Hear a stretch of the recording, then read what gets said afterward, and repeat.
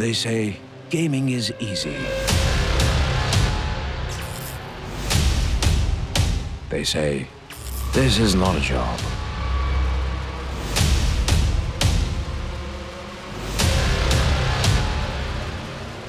They say it's a waste of time. But we kept at it. Got better.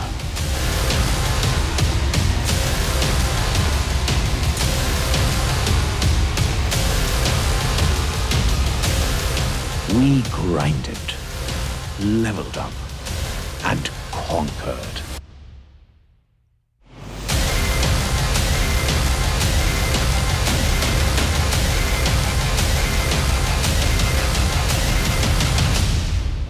We are gamers.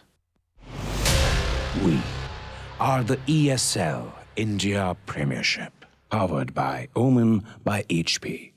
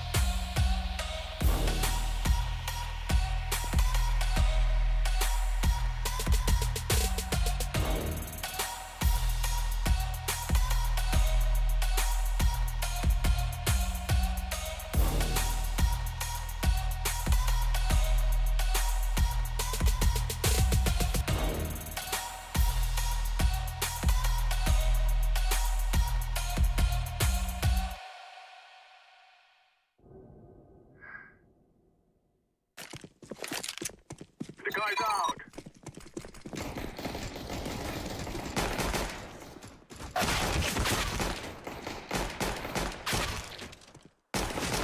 Decoy. That was beast.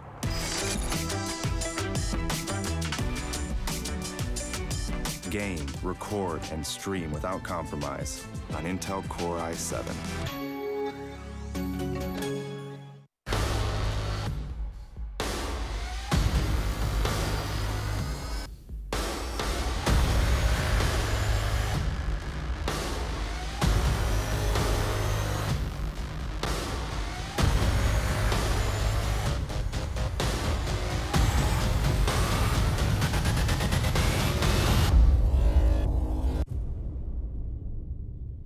The ESL India Premiership 2018 has 3 seasons: summer, fall, and winter.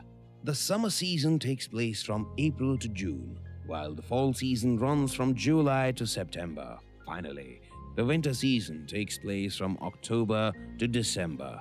Coming to tournament formats, each season is divided into 3 tiers: the professional tier, the Master League; the semi-professional tier, the Challenger Series; the Open tier, the Starter Cups. Moving on to the frequency, every season in the ESL India Premiership 2018 will see 1 Master League, 3 Challenger Series, and 3 Starter Cups. The Masters League now hosts 12 teams and players. Meanwhile, the Challenger Series has 8 contestants and follows a double elimination format. Finally, the Starter Cups are now limited to only 128 participants, so make sure you register for the Premiership now. Once you register for the Starter Cup 1, you'll have to fight your way to the top. At the end of the phase, you will get promoted to the Challenger Series 1. You should try and maintain your position in the Challenger Series 1, 2, and 3. But this is no easy task. At the end of every phase, the bottom 2 contestants are dropped out, They are replaced by the top teams from the starter cups. Those who succeed in the Challenger Series are rewarded with promotion to the Master League. The top 4 teams will proceed to play in the next season's Masters League. Meanwhile, the Master League runs uninterrupted until the end of the season. The 12 champions will constantly try to establish their dominance over the others. But at the end of a season, the bottom 4 teams are relegated to the Challenger Series, while the top 4 play at the Land Finale for the top prize. ESL India Premiership 2018 begins in April. The registrations are on, so make sure you sign up now.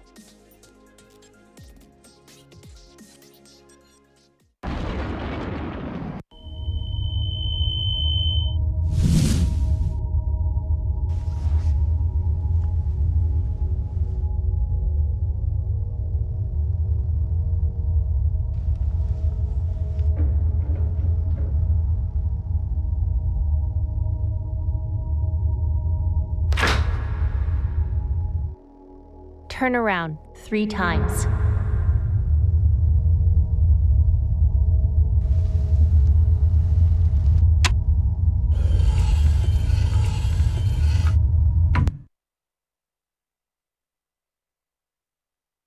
Start shooting.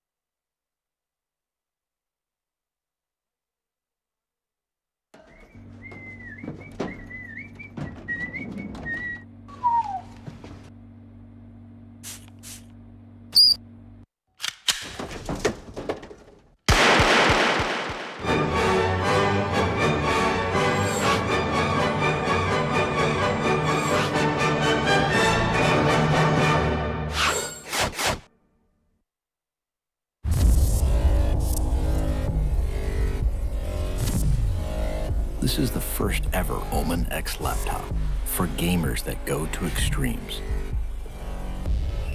Gear up with the machine designed for total domination and engineered for gaming in stunning 4K. Equipped with the latest Intel Core processors, it gives you the power to be relentless.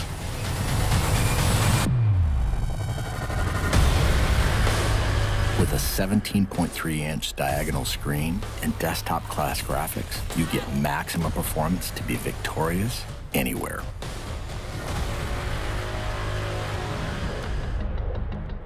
With multiple fans and large exhaust vents, heat is transferred away from critical components for dynamic overclocking.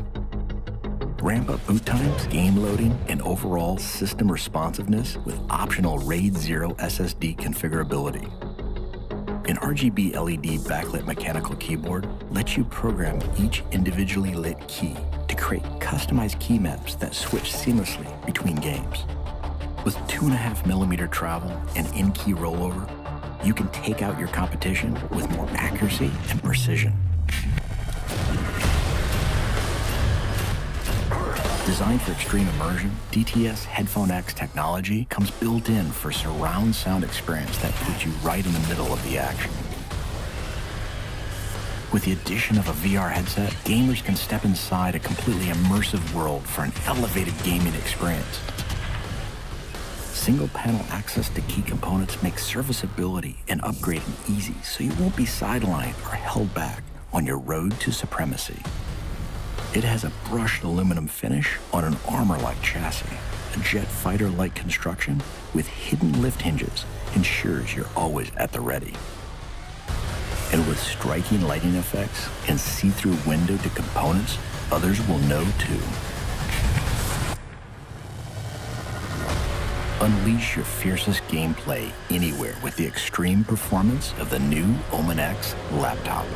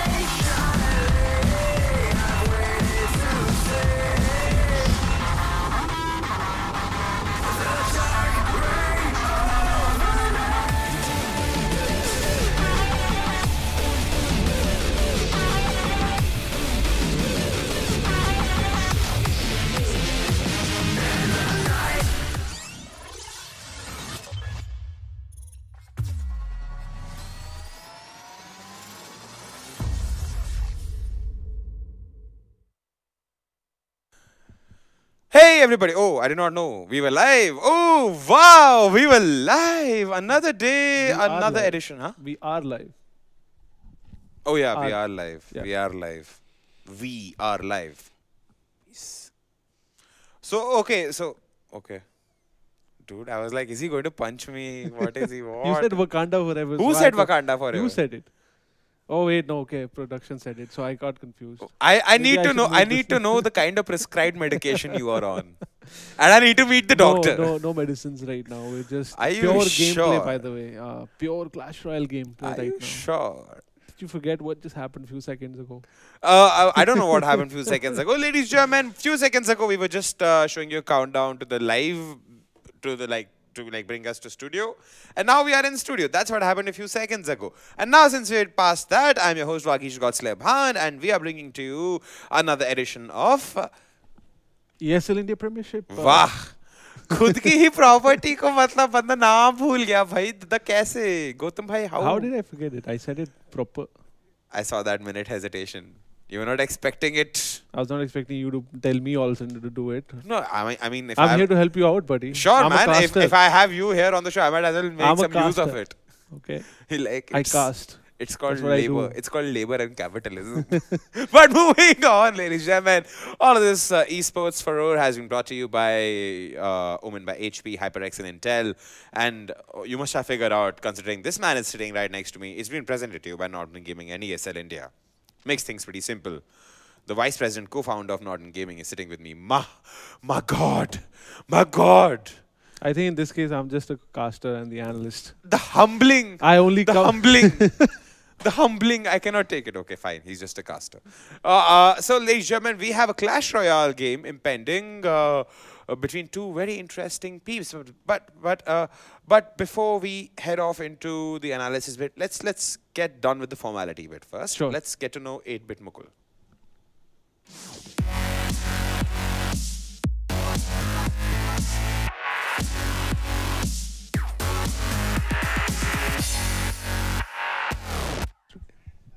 Alrighty, so that's Mukul 8-bit Achal. Let's take a look at his opposition. I'm pretty sure if production could be any more louder, they could have been heard in the.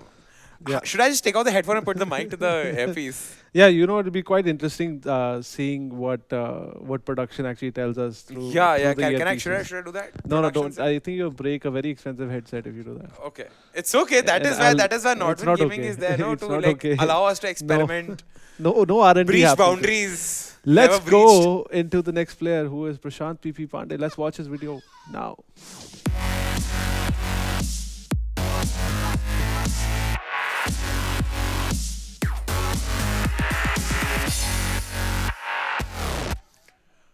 All right, now that's Prashant Pandey, ladies and gentlemen. Coming to you. All right, VJ. so Prashant PP Pandey and 8-bit Mukul. These guys, again, both top tier stuff right here. I'm expecting a great competition coming out of this game. So I'm super excited. Both of them have a lot that they have done in the last year. One of them actually winning the Premiership, the winter finale. So good for him. Let's hope that we're going to go get a nice best of 5 match, unlike the yesterdays where we ended up with 3-0. Well, that's Rinma Lakar and his experience talking Yeah. to be. Which was actually pretty weird also, because Vin's not been doing so well in the But he's still in the Premiership. Masters League. The man saved Yeah. face. He did that save guy, face. If that guy had been relegated, I would have personally traveled to Guwahati and like, bro, I would have like held him by his shoulder, like, like held him. You know like, what? shaken him. Interesting tidbit from last year was the fact that Mrin was not doing so well throughout, and all of a sudden, when the winter finale came, he not only he did so well at the event, he actually just climbed up at the very end. He's I like, think okay, what you know he what? does I is think it's coming to the line, throughout and I the think he came Premiership- 4th by the Yeah, way. yeah. So I think throughout the Premiership, he just plays Arena of Valor, and then later on, okay, fine. It's like how we do papers and assignments and meet deadlines. Okay, deadline approaching. Let's do this. I think in this case, no one. I think everyone kind of forgot to inform Rin that you have to be in top 4 to make it to the LAN event. I was so. He's like, like, I have to be in Masters. हाँ, League. top 8, top 8 आऊँगा, मैं पहुँच जाऊँगा LAN. That's going to happen. So, ladies and gentlemen, we're going to start off with the best of 5 of Clash Royale right about now.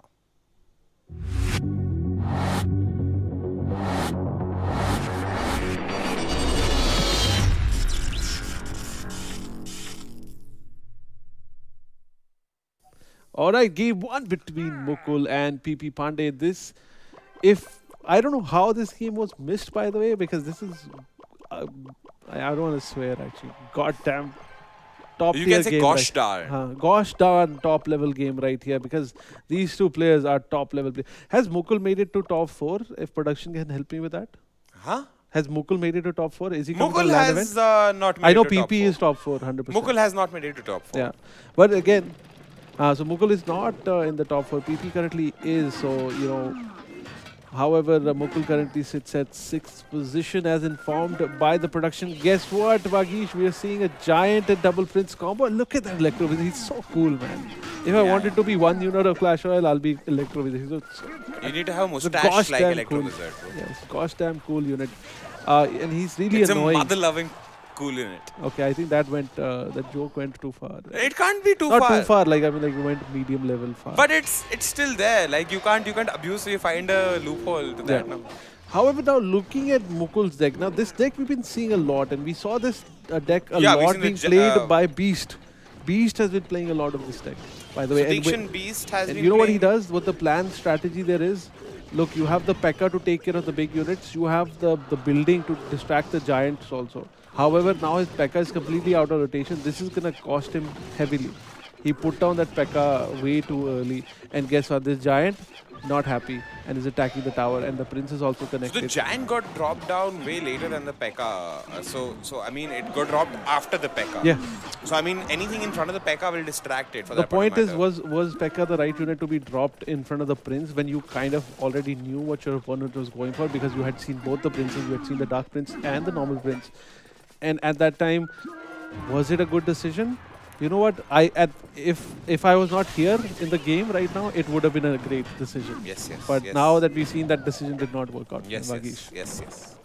I totally agree. And now off to a bad start there. Mukul is most likely going to lose this game. Does not have a lot of time. He needs to make something happen here. And I am worried that he will not be a good look at this. He's now saying, hey, forget the left-hand side. I'm going to go attack on the right. And the P.E.K.K.A. immediately distracted by this giant. So giant is like, yeah, come back home, buddy. You don't need to go any further. Just come right back home. P.E.K.K.A. now finally getting distracted by the Dark Prince. Will eventually go down. Will not be able to get a hit off on the tower. Which is, yes, he goes 742 HP, less than 600 HP there, man. Not gonna make it. Yeah, Not however, while we were focusing on the left-hand side, there was a push on the right, which brought the tower fairly low. However, not good enough. And PP off to a 1-0 start in this best of 5. Vagish, this was quite the game that we got to see here. Now, we've seen both these decks being played at multiple different levels. We've seen success coming out of both these. Like now, Beast playing the same deck has been absolutely successful. I think he does have a log in there. This one doesn't. So, where do you draw the line? How can one Masters player do so well with one deck and the other one cannot? So it's got nothing to do with the deck. Actually, if you look at it, I'd like to pull off a quote from Doctor Strange. Doctor Strange, the movie. Yeah. Remember when the movie finishes and finally Wong laughs at this thing like usually the warnings come after the spell. Yeah. So this time around, if you know, this is a very good way for the newcomers also to understand who get overwhelmed by the big cards, right? So like, oh, bhai, tere paas to Dark Prince hai, mere paas to ye hai. You see, there's this tips which Clash Royale gives you when the game begins, right? So one such tip is very important, which says, even though your opposition has legendary cards, you can still overwhelm them with common cards. Yeah. Elixir usage is important more than the kind of cards you have. For example, PP Pandey, if PP Pandey is playing against Mukul 8-bit Aanchal, right? Both the king levels get equalized, both the troop levels get equalized, right? It's not a random opponent. So everything's equal at par. Even your normal common troops are at par. Yeah. Then the only differentiating factor in this case, mathematically speaking, is the elixir usage and positioning of character. Fair enough. So, I mean, the overwhelm word which you use is only applicable in the instances when both your A and B points, which is elixir usage and positioning, have gone flying out of the window. Okay. That is when you get overwhelmed and that is when you lose. It doesn't matter. At the end of the day, it's like how Dota is. It's also like how Dota is. There are 124 heroes. If not, it doesn't mean that 124 heroes are bad. All heroes have their pros and cons. The same way, Clash Royale cards have their pros and cons. So it's predominantly about how you use them rather than what you use. So I mean, what I saw, or rather I believe in this game, is like 8-bit Mukul got overwhelmed and could not strike enough or muster enough force to counter that right tower. If you realize 600 less, there were less than 600 HP on that tower. He realized way too late in the game that this is how my elixir should be managed. And he was also remember at that time he was into the into 2 mark, the twice elixir boost, right? So that gave him the opportunity. Think about it. That gave Mukul 8-bit Archel the opportunity to manage Elixir well, but not card positioning. Chalo, Not card anyways, positioning. why don't we go into the next game and find out what happens after this? Let's go. All right, so this is game 2. And score as you can see on the screen, is 1-0 in favor of PP Pandey. We see some changes there. We see some zappies coming out. Little, zappies. They're fairly annoying. It's quite interesting to see that the zap tower doesn't mini stun. However, these little zappies do it, and the electro wizard also does it.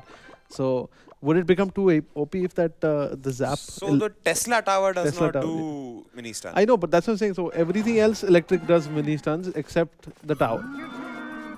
Why? Maybe the tower got designed first and then the zappies, and they made them, they realized, oh, it's like Ant-Man and the Wasp. Oh, I guess you didn't invent the blasters before. Yeah. No, I had them.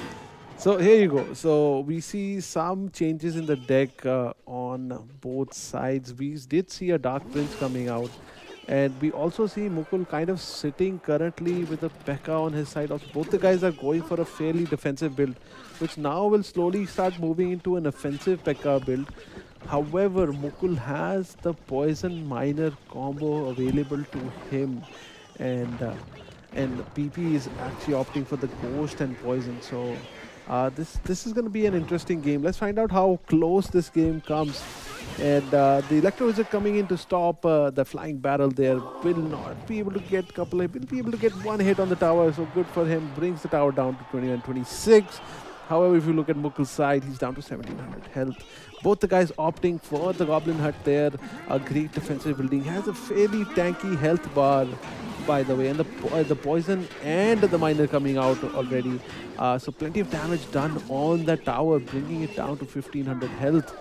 And that Dark Prince getting a lot of value out there. Did take out a lot of key units and buildings on the field there. So good job for Mukul there, bringing the tower down fairly low. And he seems like he has a good control over this game, but the game is not over yet. The double elixir time is now alive, and so does the Miner combo comes in from PP as well.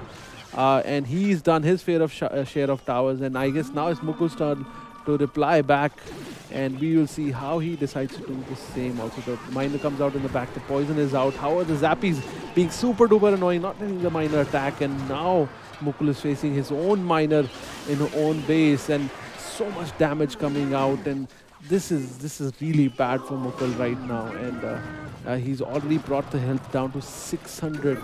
And those Zappies single-handedly just kind of annoying the hell out of that Miner, not getting much value out of there. So MVP Zappies coming out there. And so now it's Mukul's turn to do the damage here. And the Miner and the Poison will come out. The P.E.K.K.A being aggressively placed. Was this necessary? I don't know. But that P.E.K.K.A will now need, the PP Pandey needs to kind of make his decision. Is he going to defend, or if he will go offensively, because we are already in overtime. The Miner comes out in the back, and the Poison also comes out. And the P.E.K.K.A has also gone down the Miner. Ooh! This was a lot of information for me. Even I was not fast enough to catch up to that. Mukul actually coming out ahead. So I was hoping that with the cycle that they're going at, because PP was actually PP had his opponent's tower lower than his own.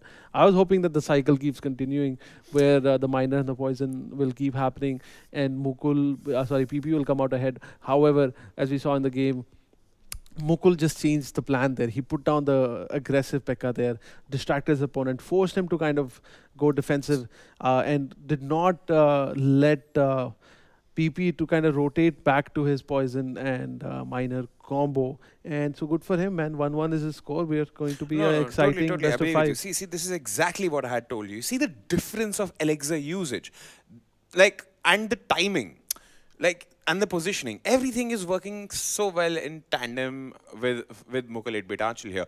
He knew his crown tower was facing impending damage. He knew this is the weakest link in the chain right now. Yeah. And he decided, you know what?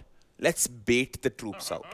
let's bait them. The moment you bait them, you have cleared out space around the tower. If you see, the Royal Ghost got put to counter the Miner, but the poison combo made so much of a difference there that the P.E.K.K.A. could not have done anything. You can't release a P.E.K.K.A. once, and it's been released already. Anyways, now we're in game 3. 1-1 is the current score. And already we get revealed. We can see the fact that the Royal Guards just being excellent at defending the tower. The Zap, they also actually are eating up the Zap there. Now Prashant has revealed the big card there, and that is the Lava Hound. It's pretty much a flying turtle, by the way, with wings. Sometimes I just feel like it looks like a flying chest with wings, with bat-like wings. I can't really define what this is. We'll be distracted. There's a small push on the right, doing plenty of damage. And here comes the balloon. The balloon also distracted, going towards the middle. And that building is kind of being this key magnet in this, pulling everything towards them. And the balloon still taking a lot of damage. But however, does manage to drop the bomb and will do the death damage on top of that. So I would have to say it's a pretty successful push for Prashant. He lost a little bit health on the tower on the right. However, got plenty of good damage done himself. So Mukul not looking so great right now. However, does know the complete combo of Prashant, and he needs to now play accordingly. And we'll see how he makes the changes to his gameplay to cater to that. Remember that that building card, the Goblin Hut is very, very tanky. Now seeing this 7 elixir unit being dropped at the back, he does feel like he can drop down a Dark Prince, which will be bringing this tower down. Yes, a good move by Mukul. The moment he saw the Lava Hound, he's like, you know what, I'm going to go all in there and do damage myself. Remember, this was 4 elixir card to not really counter, but counter push a 7 elixir Lava Hound. And here comes the balloon on the left. Will it be distracted? Yes, it will be. A fresh building being placed down. And this balloon will have the fun of its lifetime, destroying so many buildings. But however, will go down. Still, we have the Royal Guards poking away at the tower, bringing it down 2300 health. This time has now ended up in a moot with 30 seconds left on the clock. Both the towers in a fairly healthy spot right now. And PP now focusing a lot of his units to flying units. Look at the amount of flying units he has. And look at the push from Mukul. Not a lot of flying units available there. And the tanky guy in the front tanking up everything. And the balloon is kind of going in untouched. So good for the balloon. Was not able to distract him on time. The balloon does connect. The fireball also comes in. And this is going to be GG with 1 second left on the clock. This tower is now gone. Score now in favor of Prashant, 2-1. However, the games are not done yet. It is a best of 5, so don't go anywhere. And we're not going to take a... Did you just wink? No, I didn't blink. Are you sure? Yes, I am Your sure. eye twitch. Maybe it twitched. I think I blinked. Can you see both my eyes from there?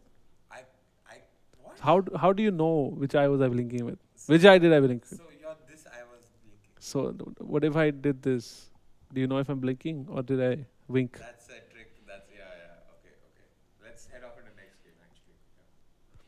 Yeah. Yes, let's get on to the next game. And that is going to be game 4 of this best of 5, Agish. What great analysis I get to do when I'm next to you. Yeah, totally. I bring out the magnetism you Yes. have hidden from the world. And look at Prashant going for the giant and double prince build there. So we're going to see how Mukul manages this. Mukul has now gone for a balloon of his own, and he's trying to focus more on the air units. And we'll see how that works out for him. Both the guys holding on already for 37 seconds. Finally, and a Mega Minion being dropped and answered with a Mega Minion on the other side. And Bakish, in your thoughts, who's going to come out ahead? I think it's still going to be PP's turn. I think PP looks better prepared for this kind of a matchup, yeah? Now with that fireball commitment there and the Mega Minion not getting a single hit in. Ooh, how is he going to stop this push on the right? What does he have in his pocket? He has nothing. He doesn't know what to do. He's going to focus everything. He's going to focus everything on his left-hand side. He's actually going to sacrifice that tower completely, and he's going to be like, forget that. I'm going to the other side. But the problem is the King Tower. No, the King Tower will be able to tank this. Will be able to tank a few hits. Remember, the Princess Tower is also helping out. And King Tower in a fairly good health. Now brought down to half the health. But look at the push on the left. Managed to do the same. And now that Inferno Dragon will make quick work of that giant, bringing it down fairly quickly. Now, Mukul has come out ahead in this matchup. And now Prashant knows what he's facing, so he needs to be a bit more careful how he drops his heavy cards. And we will see how the game comes along. 15 seconds still left to double Prashant elixir. decides to let go. And look at this aggressive push again. Prashant does not have anything to stop this. And the Electro Wizard has come out, and so has the Ice Spirit. But the balloon gets close enough. Chip the hell away out of this entire thing here. And that fireball completely missed, by the way. The Electro Wizard will be able to get some hits off on the tower. The Giant going directly for the King Tower there. Some backup coming in. Both the towers are connecting with the Giant right now. And the Giant still manages to do some decent amount of damage there. A fireball missed a little bit there, but now Prashant needs to keep an eye out for the balloon, and he needs to keep the Electro Wizard alive with the Ice Spirit there also. A nice fireball coming in. Ice Spirit placed very, very aggressively, and there's so many units now sitting in the base of Mukul. Mukul might end up losing this game because look at the unit force now hitting the tower, bringing it down. However, somehow managed to stop that. In the mess of things, I was not able to see there was a miner standing there, kind of tanking for the tower. Here comes the big counter push now. I don't think this is getting stopped. Ice Spirit comes out, the Electro Wizard comes out, the Fireball comes out, the balloon is about to touch the tower. So much being used, will manage to do one drop. However, the tower is still alive and in barely some health available. 100 HP later. And the Giant just, because of the tombstone, just keeps going towards the King Tower. So good defense there for him. And now Mukul will be looking to finish this game. He just needs to get the tower close, the balloon close enough to the tower to do its death damage. And that's exactly what he seems like he's opting for. Will balloon make it close? Yes, it has made it close. The fireball also coming in. The game is going to be closed at 2-2. We are going to game 5, my friend. So this is, when the game started, you know, before we even got to the first round, I was like, this is going to be an exciting game because both the players are amazing, by the way. And as predicted by Moa, the game was going to be exciting. And it is exciting. Let's quickly get into game 5 and see how this best of 5 pans out. We've come to the wire, guys. So let's get into the game. This is game 5, ladies and gentlemen. Vagish, completely speechless with such amazing I'm speechless because I cannot see anything small. I'm not wearing my spectacles. I'm one eye short. Thank you. Mukul, 3 Musketeers built there, has the Elixir Collector, has made minor changes. He has a Ghost instead. So I'm going to see how he's planning to use this. This is kind of similar deck that I do like to kind of fall back on during my, when my MMR gets pretty low. So, however, it'll be interesting to see how this deck builds out. What is the unit that he actually has? A Hunter, Ice Spirit, and a Ghost. Wow, I just don't even know how this is happening. But we will find out soon. That Ice Spirit lost his life for nothing. The Hunter very much in the front, will be doing a lot of damage to the Giant. However, plenty of damage being sent back by the Giant already, bringing the health down to only 566. So many bats in the air. This is spelling like doom for Mukul. But Mukul did get an opportunity there to put down his Elixir Collector. So he did make an investment which will hopefully pay off soon. The ramp connects at a slower speed. The Barbarian still in good shape, will be damaging the tower. Nice distraction by the Giant. Hunter also still bringing in value there. Hunter getting these few key shots, bringing the Giant so low. Pretty effective at close range. Huh? Yes, he is absolutely. He's a monster at close range. The Ghost went invisible, so no one's gonna see him till now. Hunter loses his life to the Inferno Dragon. However, look at the poison now chipping away at the tower and the Elixir Collector. This is big. This is going to be bringing him a lot of great value there, by the way. He's getting a lot of good output out of this. The tower still in bad shape though. Look at PP's Pandey's tower, still in 1,000. Still has 4 digits on him. Mukul barely struggling at 3 digits. Finally, we see the 3 Musketeers coming out. And how is Prashant planning to stop this push? He's putting the Giant on the right-hand side, where the Musketeers are pushing towards the left. Is he going to put the Ram? Is he going to put the Ghost? Is he going to put the Hunter? We don't know. We will see right away. Ram on the left, the Hunter on the right. The Magic Archer is trying to do as much damage as he can. He's not hitting the tower right now, so that's good news for him. Hunter will now take out the Magic Archer. Also on the left-hand side, we saw the Poison, a couple of units coming out. The tower still in great shape. Hunter trying to hold off the flank on the right. Here comes another push, and another Giant being dropped to tank that. And Mukul is really trying to hurt PP here, but the tower still holding strong. And the Hunter, look at the amount of damage he's doing to the Giant, by the way. And the Miner coming out, a lot of pressure still on. The Zap coming in to distract the Miner. Miner frozen, Miner still taking a few pot shots at the tower, bringing it down to 320 health. And the Poison comes out. He has few seconds to close this game because the Poison will eventually bring the tower down. And Mukul not able to close that game, and game 5 going in favor of PP Pandey, and that's the reason why Prashant currently sits on 2nd or 3rd spot on the Master League. He's barely managed to snatch that He's game. in the top off 4. Mukul. He's in the top 4. Yeah, he is on the top 4. I think he's 4th. And he will be coming to the LAN event, so good for him. We're going to be looking forward to seeing Prashant perform. We're going to see how well he performs at the LAN event, because that's a whole different ball game. And I've spoken about And this. we've got a cool intro video for him. Yes, we'll have a cool intro video for him. He has to physically face his opponent and look him in the eye and be like, "Are you ready? Start the game now." Yeah. Right? And it's going to be a best of 7. So a lot more pressure. Pan cards are there. So many things have changed from last year. So we're going to see how these guys perform in the LAN setting, you know. Whereas a couple of people have had that experience of playing in the LAN. I don't think Beast has had experience playing in the LAN event. He's not made it to the stage. Has he played on the stage, production? He played on the stage in Hyderabad, I've been informed. Thank you. You're not part of the FBI. You don't have to put your finger here and be like, How else will I the hear them, president is okay? like, you can be like this. You can be like, what is this? FBI Secret Service? Are Yeah, you the jealous? president is moving. Tell me production. Yes, production. Yes. It makes it easier for the people who are watching to understand that we're having a conversation with someone else. That just looks silly. This is so cool. Like, look at that. This is Star Trek, okay? Give hand. Give hand. You are like... Give hand. Once, please. There. It's perfectly fine. Moving on. This look of disgust which you guys saw on Gotham Workaholic's face. I'm here to do a great analysis, okay? And this is what I'm getting, by the way. I feel like behaving like my cat and like rolling on the table out of pure glee. Yeah. But we'll take a quick break here on the other side. CSGO.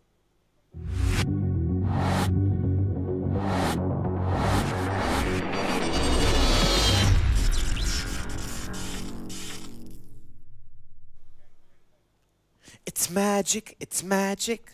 We got the games you need. It's magic, it's magic. Hey. Great game today. CSGO, Entity versus Malhar. Yeah. Why do you think I'm singing it's magic, it's magic? Because that's something which is gonna get Sai Simar Sethi out of the slump he's facing. It's magic, it's No, magic. actually, this is not going to get him out of the slump, because this is the game that was missed. Yeah, but still, people can still understand the emotion behind it's like it. kind of going back and watching the game that was missed by people. So some people came in and like, what happened to that Entity Malhar? So my reaction is also like recap of the slump size. You know, it's magic, it's magic. Have you any idea why Sai has been playing op lately? He's kind of switched roles. He's become a God rapper. knows what Sai Simar Sethi is on. I'm telling you the problem with Simar Sai Sethi. Okay? Irrespective of what production has told me, irrespective of what Tony tells Sai, I am telling you the problem with Sai Simar Sethi, considering he's like my younger brother, and I'm taking full liberty in saying this out loud on this stream. The problem is the mollycoddling given to him by Sid Joshi. Sid is a good friend. Sid has mollycoddled Sai. I was going to say Sai Kuzadi. Gosh. So Sid Joshi has mollycoddled Sai Simar Sethi into being a brat now. And Sai Simar Sethi has become a cross between Delhi, Bombay, Sardar brat. Like, he doesn't have the Audi, but he's got the swag. So it's a very weird combination. I don't know what to tell you. However, let's look at our first team of the day. Entity Gaming. I want to cut you off. I love you both. It's just that it's a fact. Nobody can deny it. Even people from Entity Gaming, Nirav is going to agree with me. If Nirav comes to the LAN finale, he's going to be like, Vagish, I saw that stream and I totally agree. Sid has it's like जो हर alternate घर पे होता ना गौतम भाई. It's like how like when I was young I would do something. So it's like when I was young, I would do something nefarious and my dad he won't tell me. He won't tell me. He'll tell my mother, देखो तुम्हारी शाय का नतीजा है ये. तुमने बिगाड़ दिया. And my mother is going to be screeching in the kitchen. मैं तो kitchen में हूँ, सब आप ही ने ध्यान नहीं दिया. So it is like a Nirav, Sid Joshi, and Sai is like the baby who's like doing nefarious activities. Who's the father and who's the mother? So Nirav is the father, Sid is the mother. Na? Sid is the guy who's like doing the share and mollycoddling. Fair enough, fair enough. Let's look at our first team. That's Entity Gaming. Let's play the video.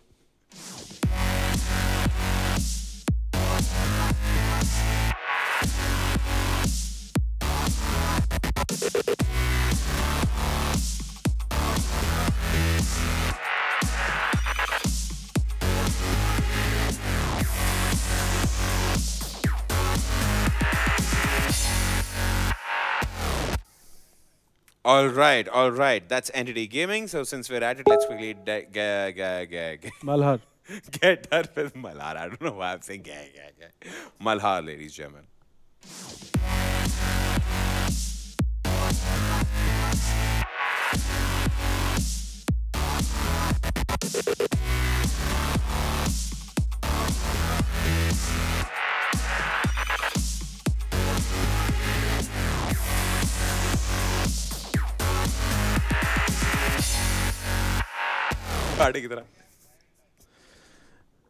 Now with Adi and Mamba missing, I think me and Vagish are going to do a great analysis of this game, by the way. I don't know about you, Gautam. Last I checked, at least I was on a higher rank than you. And people have come up to me in the games previously played together as a team. People have... Okay. You know what? Before we go off into game, I know these are old recap games. We have ample time. So let me give you guys a 101 into how Workaholic plays CSGO. This is funny. You will love it. This is gold content. This is gold level content. You like talking shit in front of me of my own gameplay. By the way, please, I was in that same team. I'll tell you what happened. 5-member team.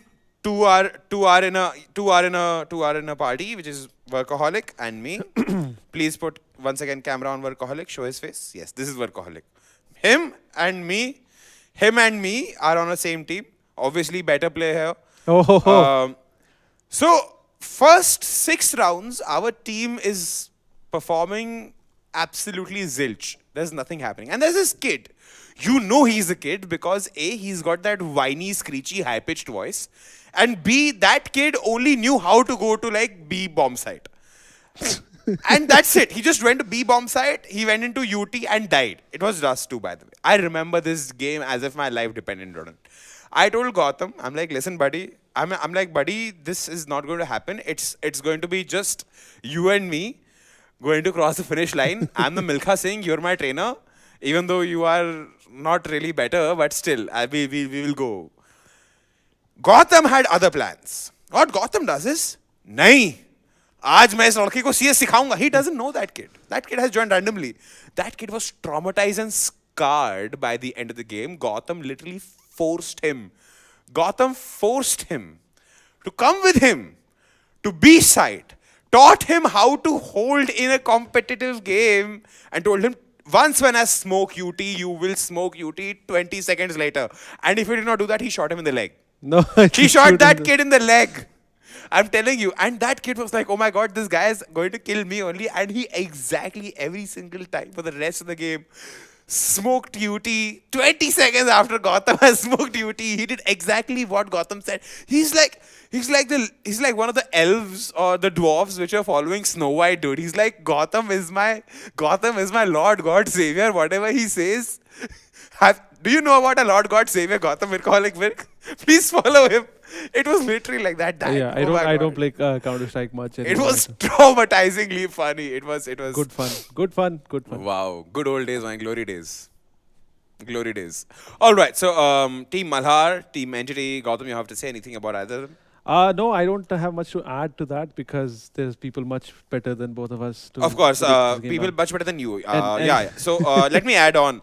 So Entity's not had a great run this time around in the Masters League. They had to depend on too easy gaming, winning their games, and this enabled them to be part of the Masters League, not get shunned out of the LAN finale itself.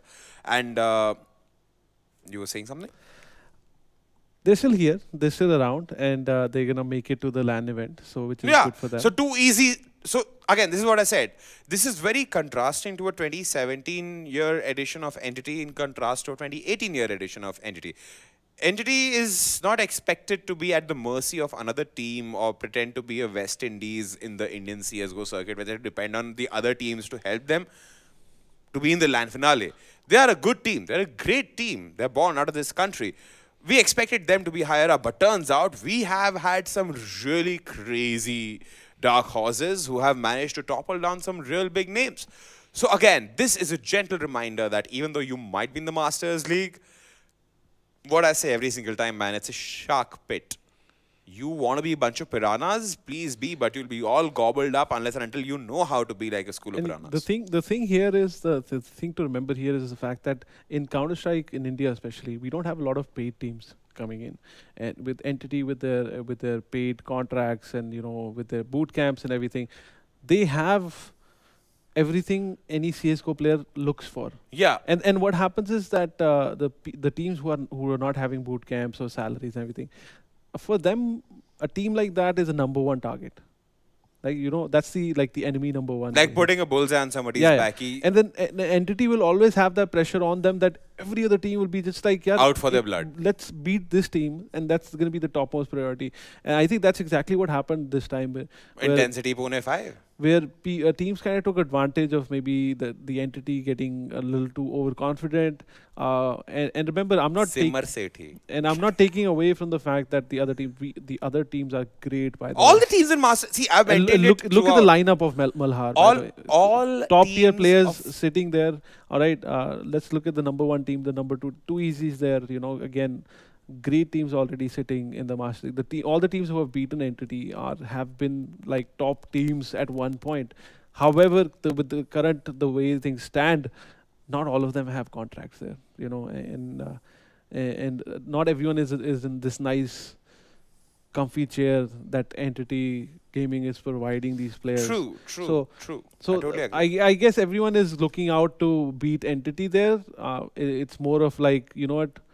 We don't have what you have. Let's but slay the dragon. Yes. Let's slay the dragon in the cave. The gold will be ours. Yeah. Everybody's trying to be the valiant. And there's other discussions that are happening. Maybe there's some chemistry problem between the team.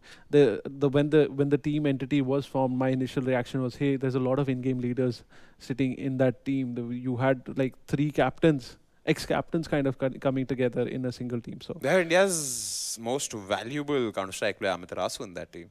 Yeah. So keeping all this in mind, Entity now has ended up in the top 4 barely, and they'll actually be facing Brutality as their first matchup at the LAN event, and the loser gets knocked out of the tournament altogether. Ouch! So this is going to be quite an going intense. To be a reality check. We're going to have quite an intense first match and also second match. The Premiership, you don't want to miss both days. You want to be there on Saturday and on Sunday. You want to see it firsthand. Who's going to get booted, man? Like, okay, you know what? No mercy. Think of the ESL India Premiership 2-day LAN event as a pirate ship. Yeah. If you don't be part of the ship, part of the crew, you're going to get booted and you'll be made to walk the plank. No, we were not going to throw you off stage. No, we don't do that. Gotham might. He's long, he's tall. I'll be in the production area quietly doing my work. We'll call upon you. Come, hey, Captain. I'll come out to cast Clash Royale at least. So that'll be exciting. Look at the happiness in his eyes about Clash Royale. You know what? We'll make you happy. Let's go to CS.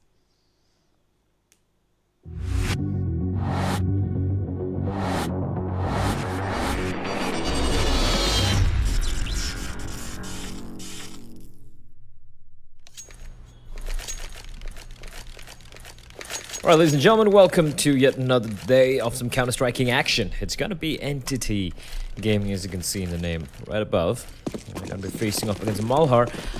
It's going to be Mirage. Now, this is a map where Entity have sort of avoided playing of late, but they have shown, at least in the past, that it's a map they like playing, but they've always struggled with against teams of lesser caliber, so to speak. Malhar, of course, PokerF, Shabby, Antidote, Blackhawk, and Proud have shown that they are a pretty deadly force indeed. Shabby's going to go for an excursion, and he's going to walk straight in the crosshair of Marzel. Marzel getting the first kill.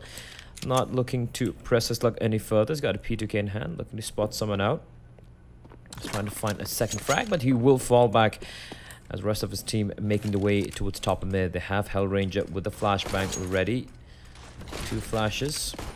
He will be trying to sell something over at Asia for jungle. Spots up Blackhawk. Blackhawk and Proud playing together. In the meantime, the bombs are making their way towards short. So they might have just bombed the Antidote's going to be the last player, the only player in the B bomb side. He finds a frag, gets taken out immediately as Pokeref strikes. 3v3 now. There is a player on the side, that is Amaterasu.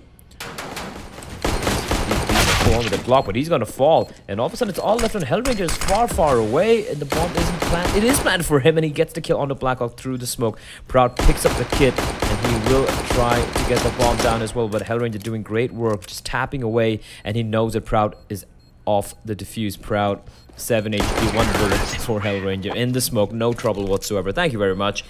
And that is going to be the round going the way of Entity Gaming. Bear in mind, Entity are playing with a stand-in today. They have Equitas, the coach, standing in for the team.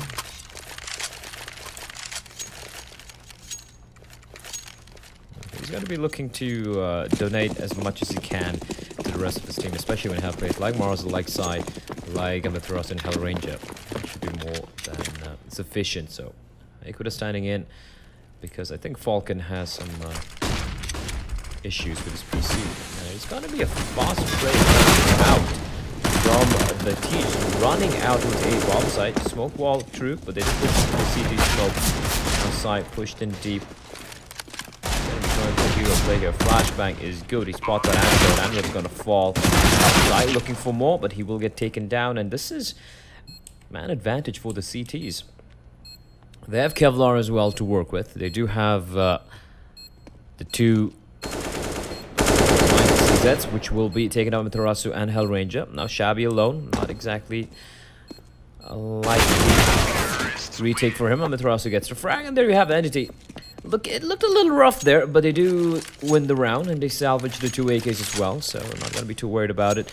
Malhar, on the other hand, will have to go for an eco. So they have USPs, they have a P2K in the hands of Shabby. Marzel, Mac 10 in hand. He's going to be going on a fact-finding mission. One of the better B-lurks in the Indian scene. It's got Amaterasu as well. Right behind him, the bomb will be dropped. 3 players. It just might be. Is it going to be triple nade stack? No, it's just going to be 1 single nade, and Marzel just going to come running, firing around the corner. Finds one, is charging in, looking for more. Looking for 30. Finally falls to Pokeref. Amaterasu realizing, 3 players could be a stack. As Equitas has made his way towards mid. I'm not a big fan of this, of what Entity are doing this round. I mean, I like what Marzel did, just pushed in, tried to find something. He got the information, he got 2 kills as well. But now, looking how spread everyone else in the team is, you expected them to, you know, kind of work in pairs at the very least. But it does work out. Equitas finding the frag onto Proud and Jungle, leaving Pokeref and Shabby. Shabby has picked up the Mac 10 from Marzel's corpse. He's going to be upgrading anyway. He's going to be going for a rifle by the next round. It might be, I don't know, could be sticking with it as well. You know, just try and go for armor, Kevlar, and maybe a CZ, and try and catch someone by surprise. Sai is feeling hungry. Does he not spot out his shoulder? Doesn't look like he does. Baiting for Pokeref, and Sai's like, yeah, not gonna he comes in, Sai's like, ouch, that hurt. And he is getting pushed in by Shabby. Pokeref is gonna be hiding in the smoke, and Sai will not get the kill. So Malhar not able to get much done, just 1 frag for them. And for Entity Gaming, that was a great round. They just lose the Mac 10. And now we have Antidote with the AWP. He has seen a resurgence in form, especially with his pure open skills. And bear in mind, he is on a good glass cannon, but he will land a shot. Equitas will fall.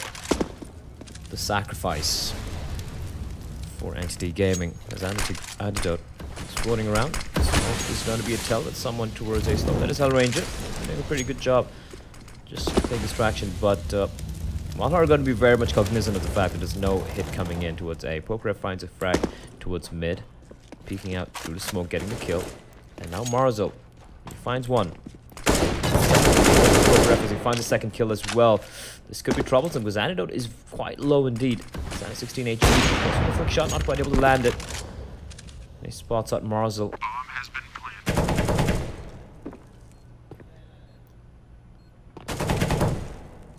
At the bench, that's Antidote.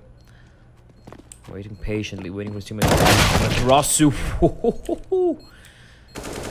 That's gotta hurt. And that's the immediate call for the save. Going out Blackhawk, he doesn't have any utility, doesn't have a kit. Antidote has 16 HP in the op, that's all he has. So they will fall back. You can see Ametros is already on the hunt to find Antidote. This is looking to be a disastrous round indeed for Malhar. And Blackhawk will survive. He will be able to salvage the AWP for Antidote. Ranger not able to find him in time. So Malhar, 4 rounds down. There we go. Antidote will be dropped the op. The rest of them will go for the pistols and a little bit of Kevlar because it is going to be a max loss bonus kicking in the next round. Or at least Pokeref does. The rest of them will be content just wielding a few CZs, speed of 50 in the mix as well. Entity though, they're looking happy right now. It's starting to blossom as well, at least for a few of these players. Antidote needs to be instrumental with this op, at least in this round. You can see with Tarasu waiting patiently. Smoke's gonna come out. That was a little risky. He held off for quite a while. And he's gonna be falling back. Pokeref pushed up top mid. He's gathering some information for his team. He's gathering quite a lot of information. If he times this right, he can even get the flank behind Sai and Hellranger, or even the guys playing towards, inching their way towards the B apartments. Strat is gonna just stick around, which is fair enough. It's still a lot of information gleaned. Shabby will be spotted out. Nade. Oof. That's gotta hurt.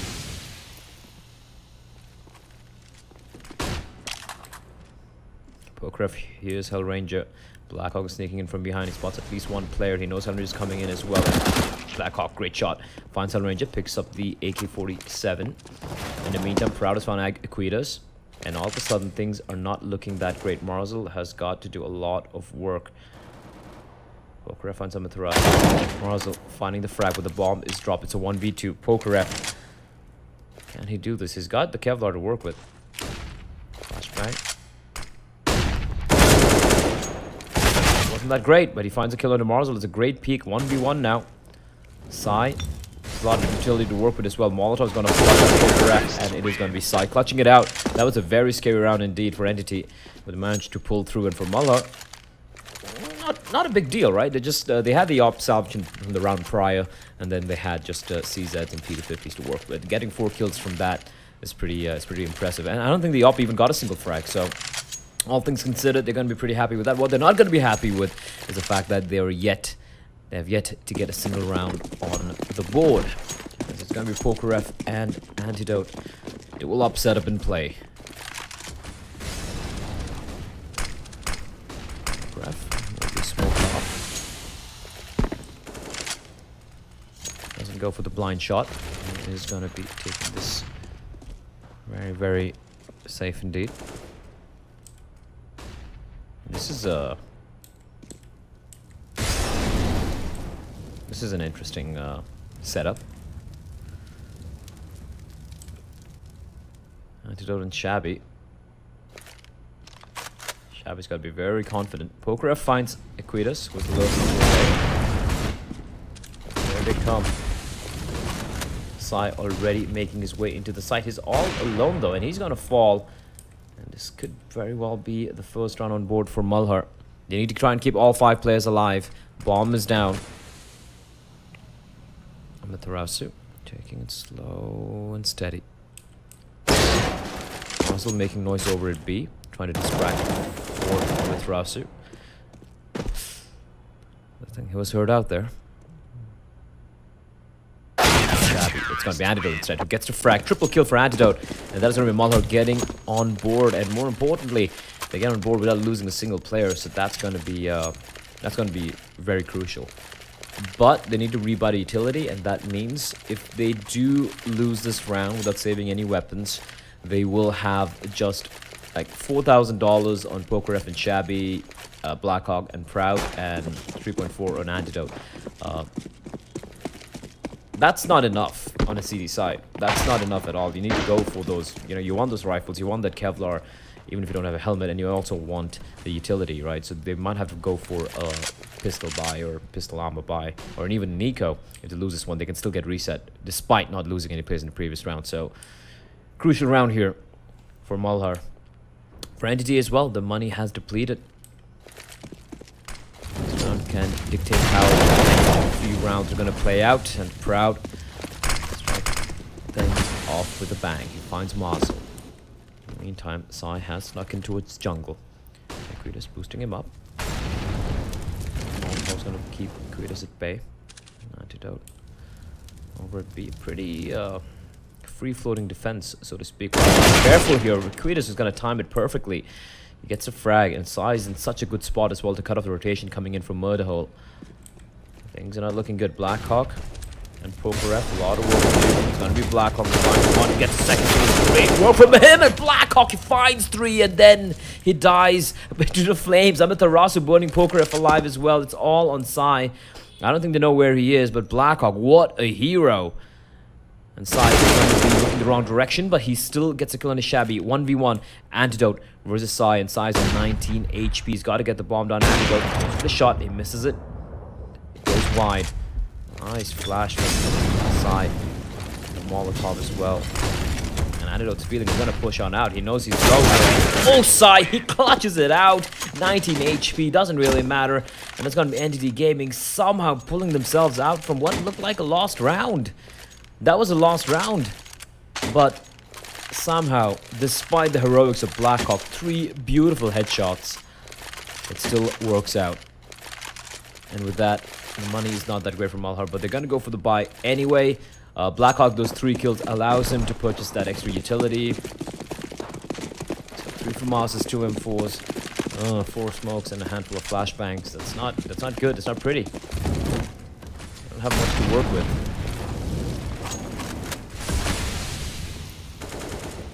No kits. Antidote. Aggressive. Positioning. Walk out. Great. He finds 1, finds 2. Marzel will get the trade, but his job is done. Getting 2 frags with the FAMAS.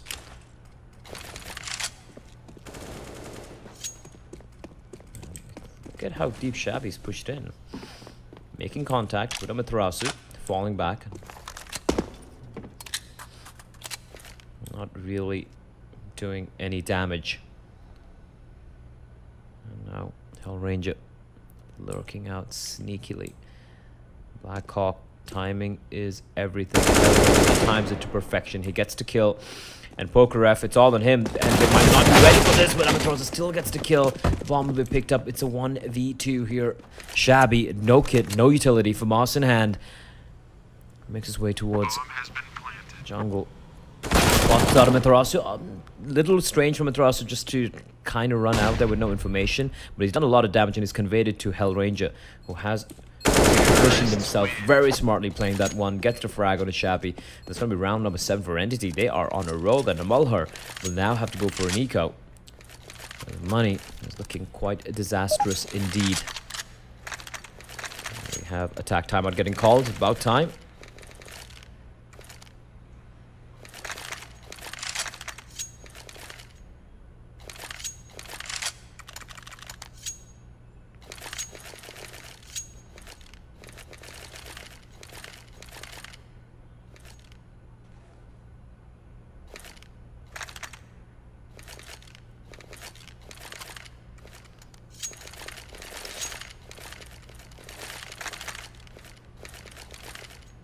Although, to be honest, I don't see them doing anything crazy this round.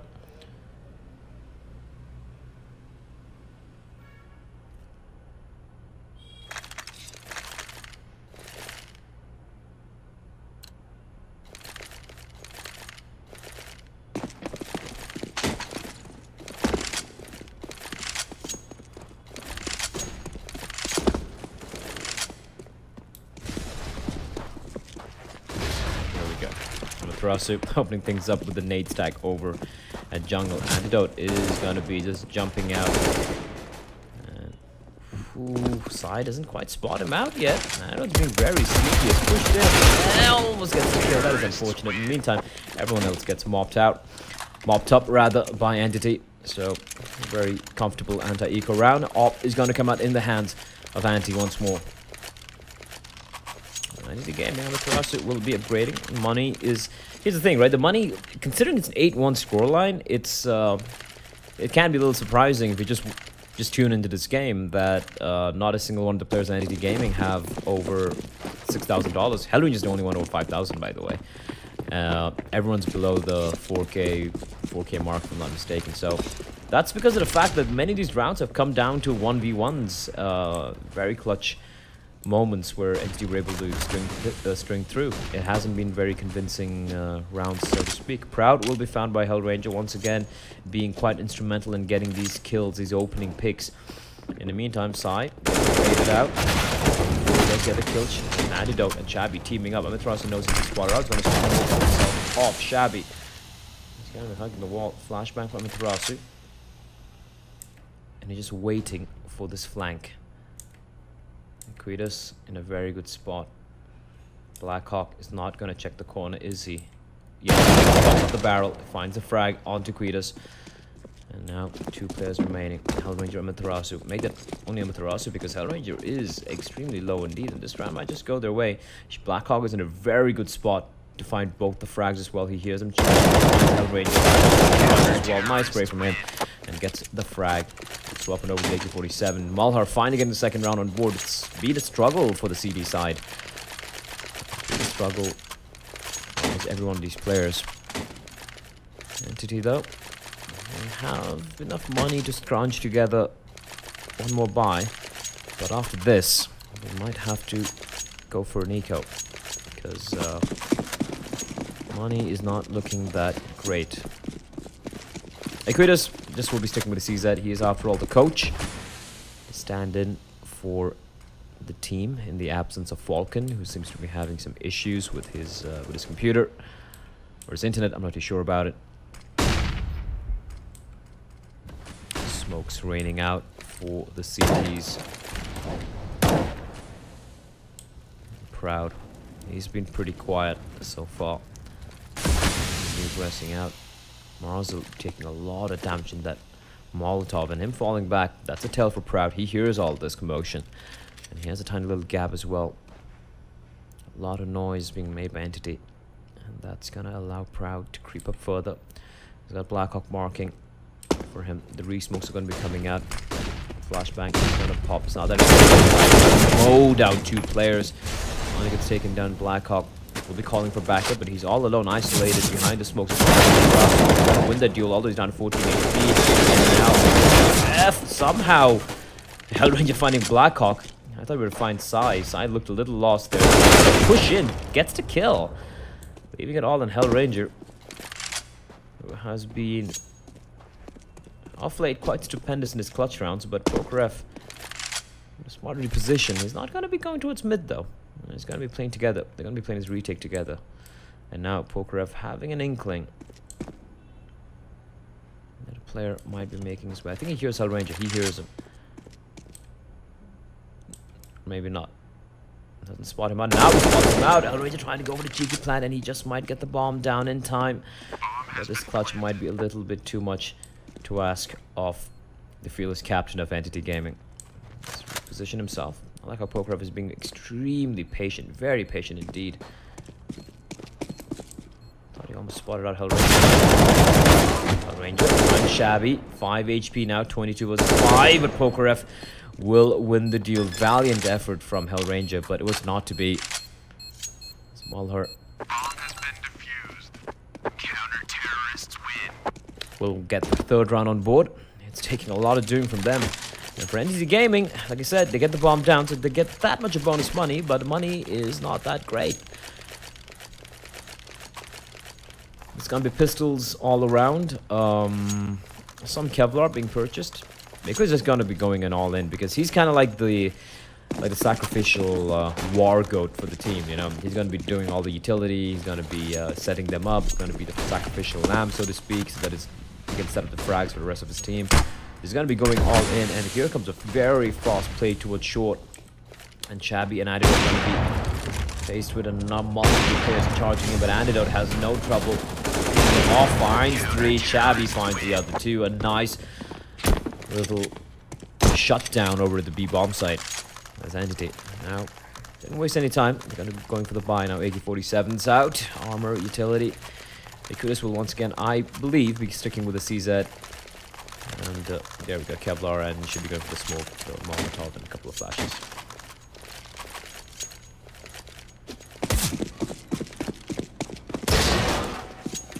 Actually, no, just stuck with the smoke and the flash, which is interesting.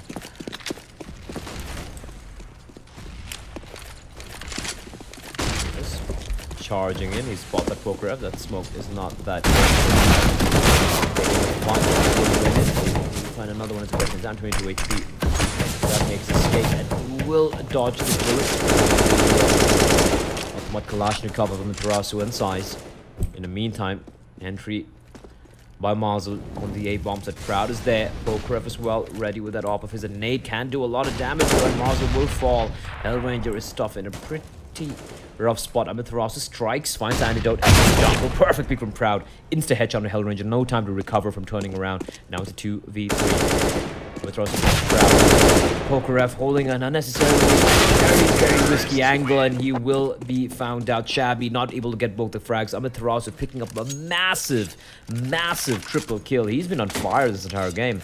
Entity Gaming 9-4, penultimate round of the first half, and they have a pretty solid lead here. They're gonna need it, because one thing I've noticed about Entity is this CD sides have always looked very shaky indeed. Tactical timeout by Entity. That's Hellranger, or rather Quitus, in the middle, just looking at all of his players. He's the coach in the server, probably giving them a little bit of advice, a little bit of a game plan of what to do for the final 2 rounds to try and seal things in their favor.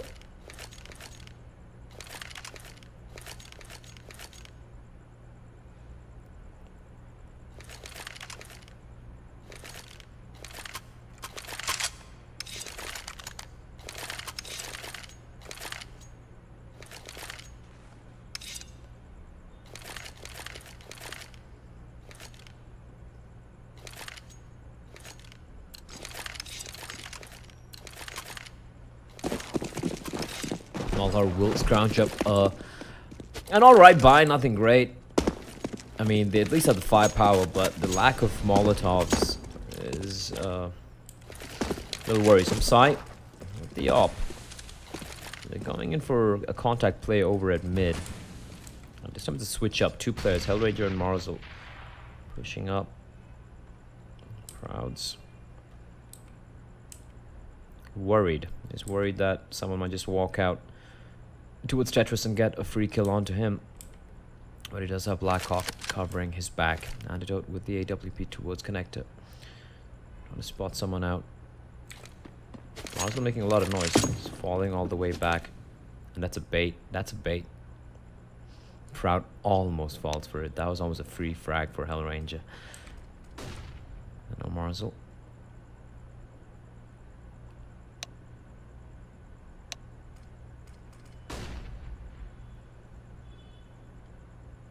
Clearing out the angles. This is a very passive hold from Malhar. They've given up mid completely, which allows Entity the freedom, the very comfortable freedom to go for this pincer onto the side. Proud does find Marzel. Ranger. Completely unnecessary from Proud. That was completely unnecessary from Proud. Oh, we do seem to have a restore coming in. Looks like someone actually timed out.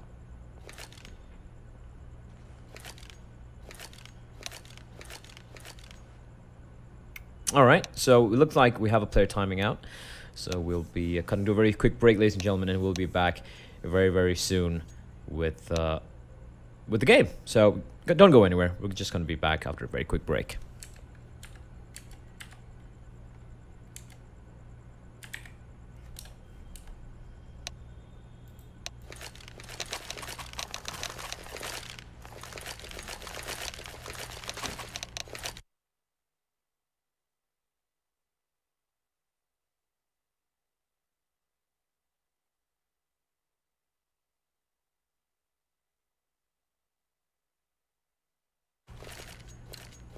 Welcome back, ladies and gentlemen, to the game. As it looks like whatever issues are plaguing Entity has been fixed.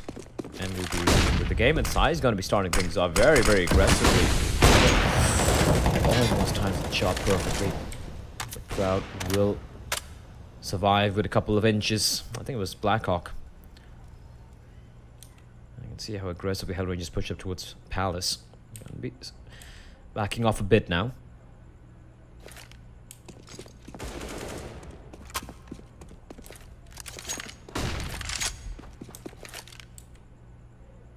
Sai waiting patiently. This is a sitter. Pokerev finds one. Pushed in by Mars, but not before he does a bit of damage, I do believe. Shabby playing from the van. Entity Gaming have actually come off the worst in this initial exchange. Sai getting picked off, missing, to be honest. Frag. Proud finding Hellranger, immediately falling back. Smart from him. Quidus immediately jumping onto the AK-47 because he didn't just have the CZ earlier. He's pushed up towards Connector, waiting patiently. Blackhawk just holding towards Palace. He's gonna be in from the Quidus though, but he does get traded immediately. And now Marzel knows exactly where Shabby is. Off. You just clear out short, there's no one there.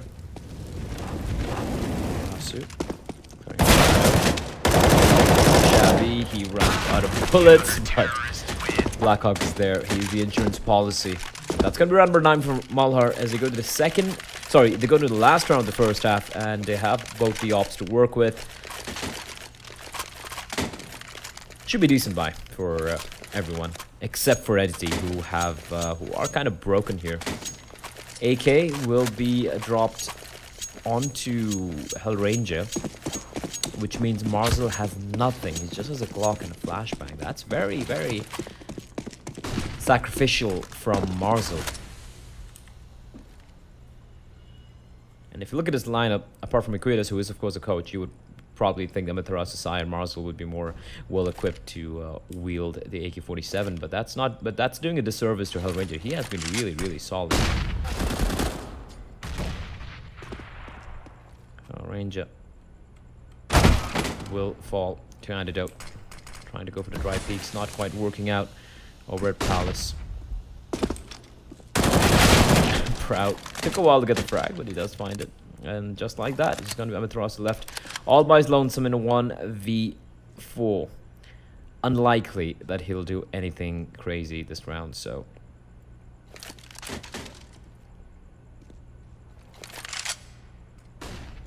Small little touch there. Throwing away the UMP far away so that they can't hear him dropping the UMP. And then picking up the AK. He's going to Blackhawk.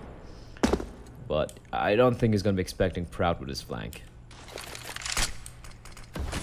Proud's there. Slowly inching out. And there we go. That's going to be the round. That's going to be 6 rounds from Malhar. From what was a pretty horrendous start. It was 8-1 at one point. So 8-1 to 9-6 is a pretty decent comeback. Can it do more is the question on everyone's lips.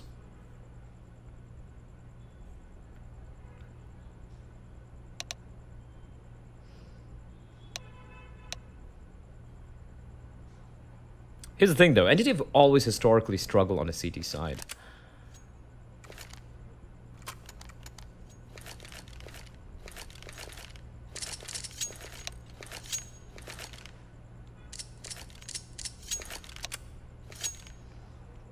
And Malhar would be well aware of this, and they would be looking to take advantage.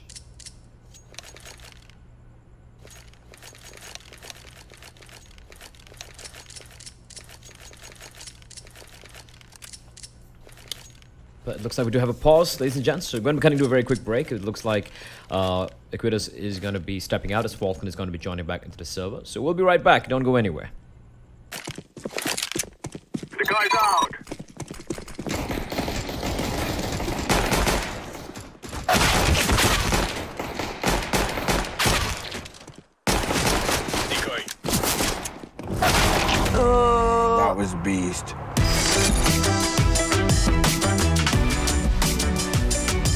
Game, record, and stream without compromise on Intel Core i7. Welcome out, ladies and gentlemen, and Falcon has joined the server. He has entered the building, and he will be playing this half. It looks like his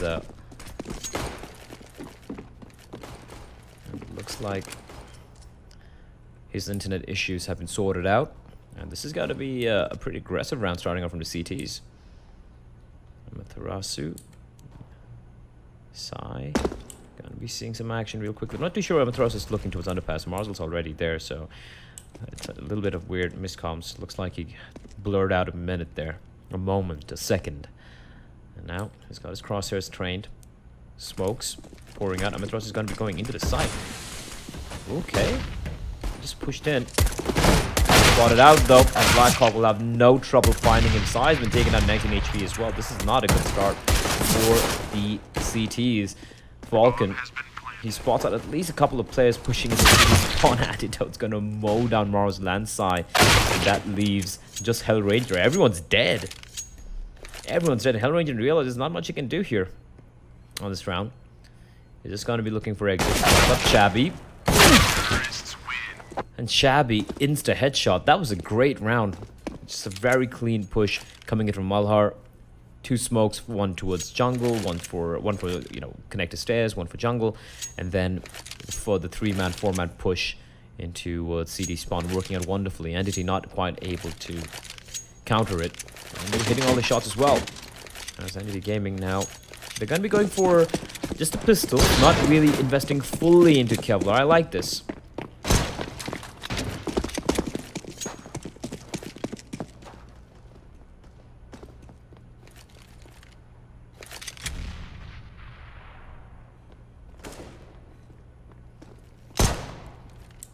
So even if they lose this round and the next one, they will still have money to work with. Sai, his crosshair placement was perfect, but a little slow on the trigger finger. And Blackhawk was ready and waiting. That AK-47 completely eviscerating him.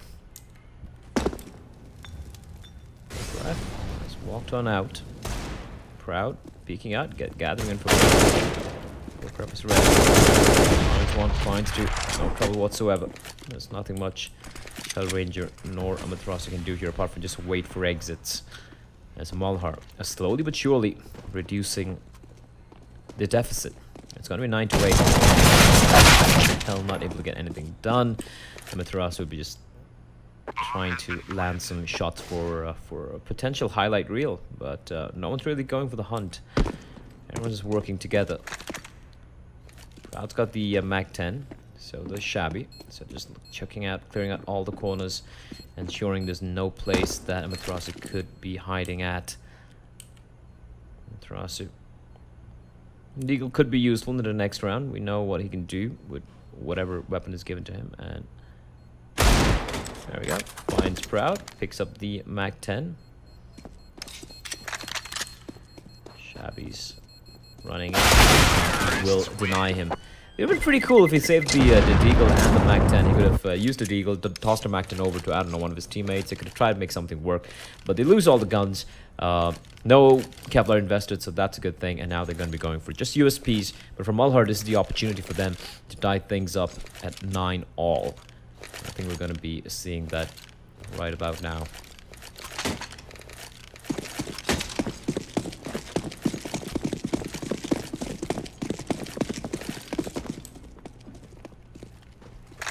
Full ace back. Shabby. That will hurt. Nade doing a chunk of damage indeed. And Proud is going to shred everyone else. Go Shabby and Poker F and Proud just mowing down everyone. They bombs at a very quick round indeed. That ace stack not quite working out, but here comes the buy from Entity Gaming. The AWP will come out in the hands of Sai.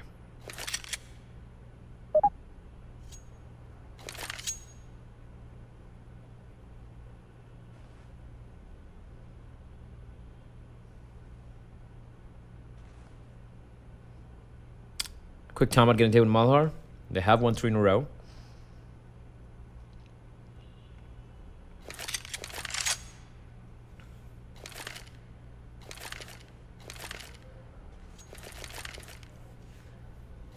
So this is a good opportunity for them to, you know, kind of turn things in their favor, right? They have good money, an average of about $5,000 in 4 players. Proud's the only one who's kind of low in cash, but that's okay. You know, 3K, that's pretty decent considering he's got an AK and everything else to work with. If they can win this one and the next one, they can get to a pretty decent lead, 11-9. Then from there, it's just about grinding things out. And here's the thing with Entity's CD side. It can be very static. It can be very predictable.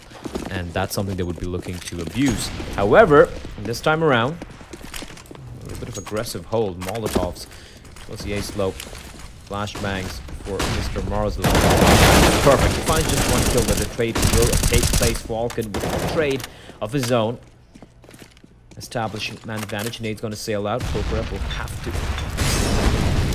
Oh, Falcon's in. Ooh, he almost timed it. The flashbang was good. Not able to get the frag. Demetros is there to find Poker. Antidote strikes 2v. Make that a 1v2. Hellranger is going to be left all alone. And how things have fallen apart. A very quick round, but Hellranger is so very sneaky. Show himself. Finds Blackhawk. He has a very good idea what Antidote is. He spots him out.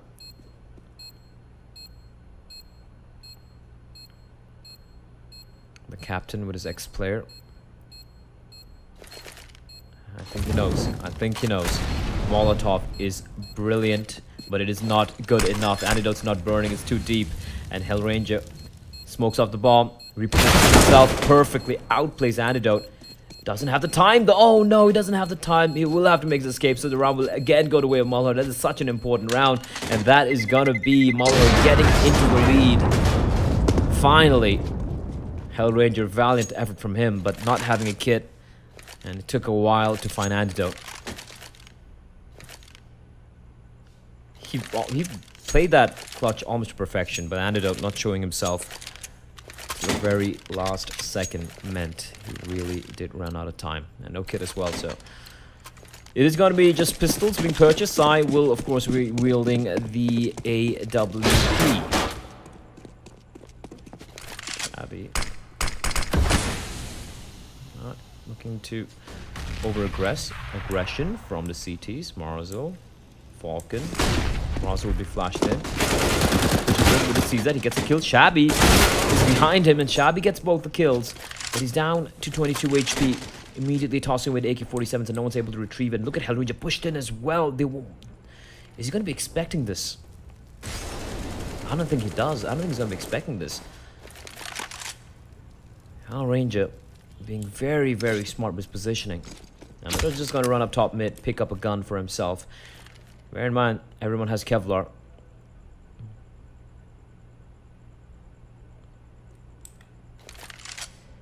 Waiting patiently for the CTs to make a move. Amaterasu is slowly pushing up mid. Shabby might want to take this fight.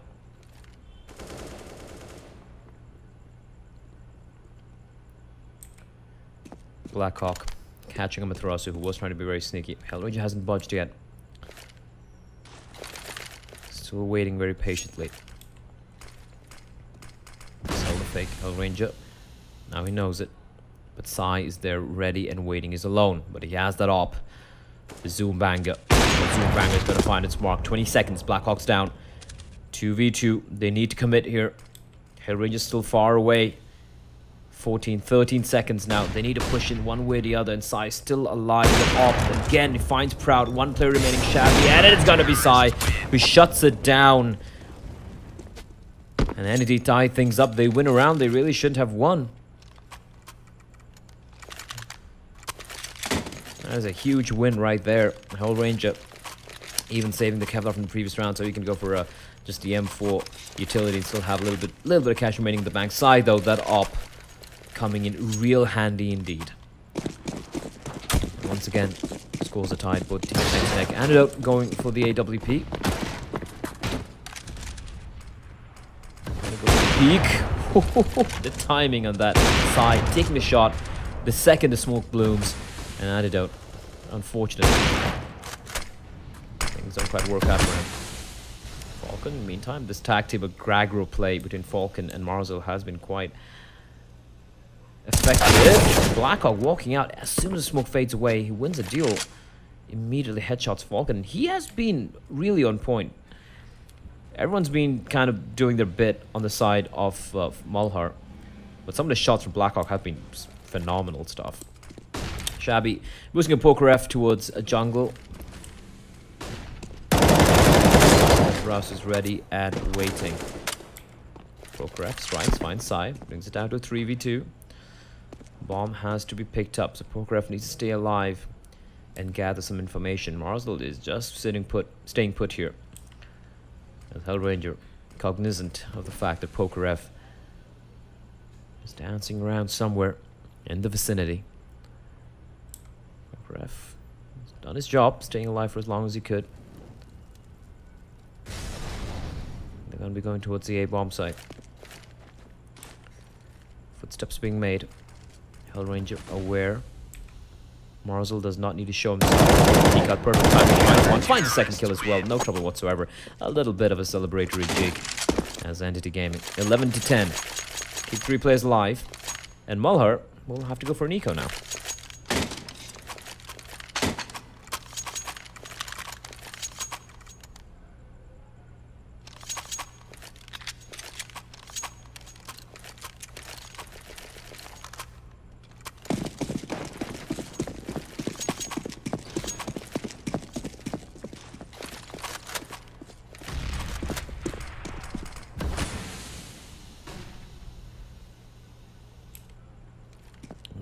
Looking for the tried and tested rush B down the top. Hellranger knows this, tossing the Molotovs a little too deep, but be at the edge. Somehow manages to come out alive on top, and the Hellranger burns another player as well. Hellranger looking for more, and the team from Sai, he finds 2 with 1 stone. Unfortunately, one of those birds was his captain, but that's okay. Just 1 casualty. A nice shutdown for Entity Gaming. Malhar now with the buy. Pretty solid buy overall. Smokes, flashbangs, a couple of Molotovs as well in the mix.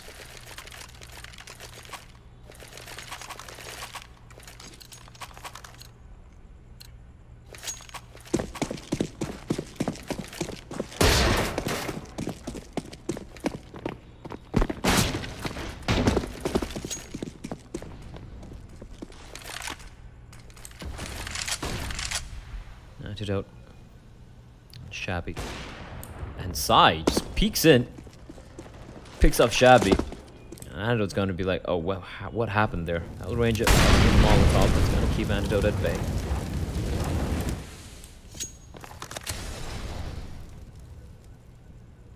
Trying his best to get that little ledge. Can be a little tricky sometimes, especially in the heat of the moment. Molotov, short, not that deep though.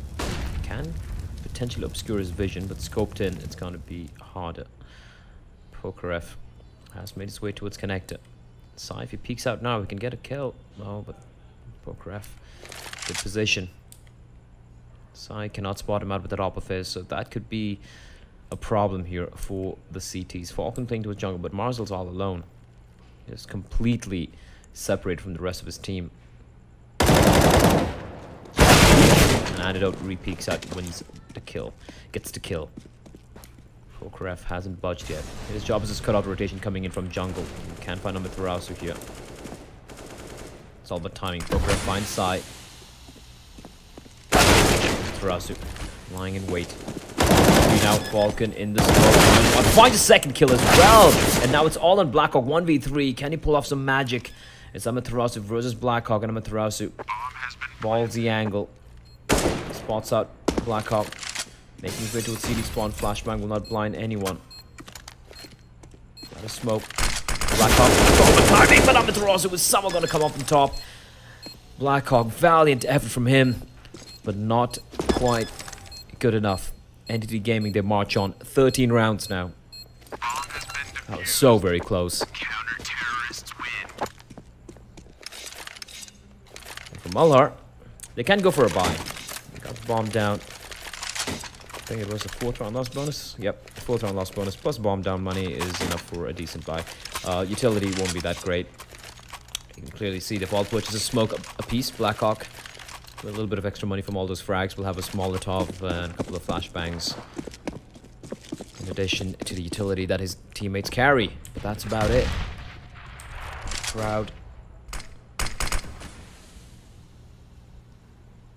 They struggled a bit on the T side. And Entity, these retakes up look pretty solid indeed. Some heroic plays coming out, of course.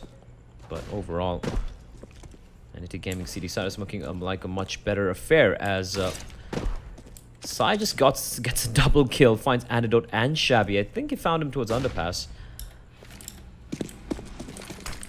Yep. That is just... that's the worst thing that could happen, right?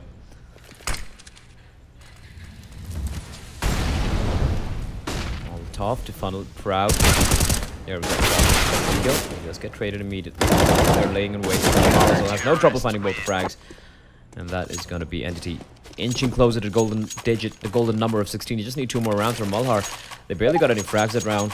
And on top of that, no bomb planted means, yes, max loss bonus. However, $3,400 is not quite enough to go for any decent semblance of a buy. They can still go for pistols and armor, like CZs and Deagles, Kevlar, and some utility, and they'll still have enough money to go for a buy the next round. And they could try and make something happen, so they don't have to go for a full eco. But a full commit, that's a question. Do they want to try and play, for overtime, or just, go all on in and try and win this round? And it looks like it is going to be a more, a middle path, so to speak, pistols and armor. Not really looking to go for that full investment. So they will maintain an average, $2,200 on almost all the players. So that is something to work with. Tech 9, haven't seen that out in a while. Shabby with Tech 9.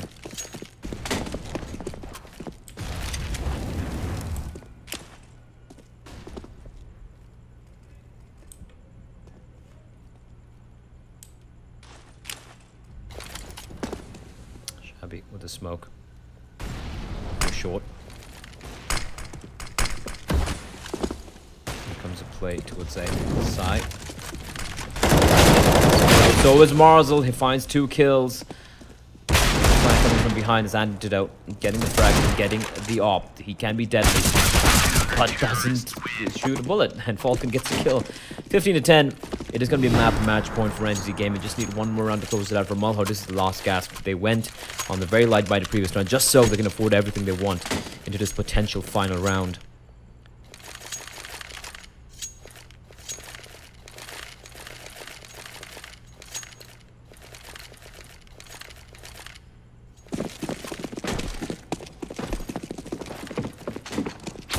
Let's see what they can do. Sai has been coming alive in the last few rounds as well. Getting some crucial kills.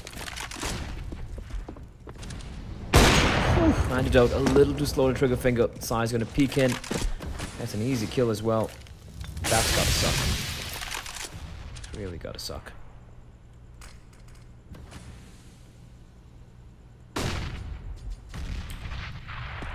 It's Blackhawk.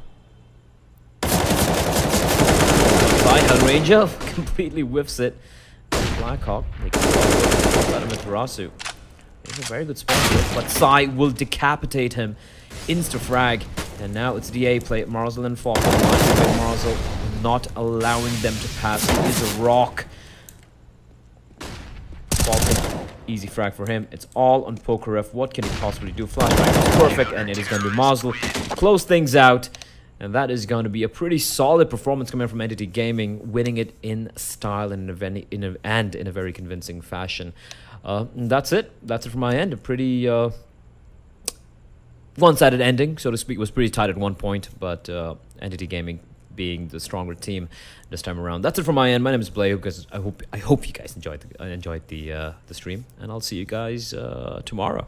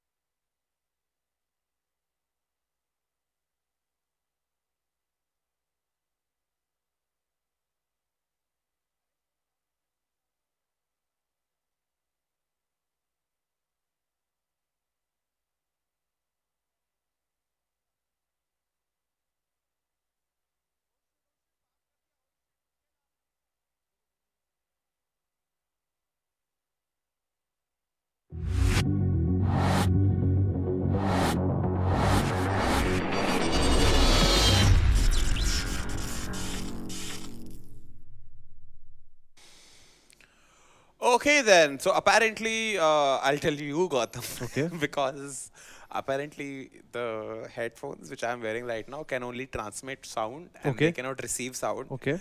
So I've lost touch with PCR. Guess what that means? Peace. Eternal peace. Yes, I'm free. Dobby is a free elf. But what was free was this game. Absolutely gorgeous. The kind of gameplay seen by both the teams here. Sadly, Malhar had to lose at the hands of Entity Gaming. But, well, somebody has to lose. That's how I've maintained it throughout since the ESL India Premiership began. It's not a marriage ceremony where both are win-win situations. No. It's somebody has to lose so that somebody can win. In this case, Entity Gaming, ladies and gentlemen. Take a bow, boys. Right now, we'll take a quick break. On the other side, we have DOTA.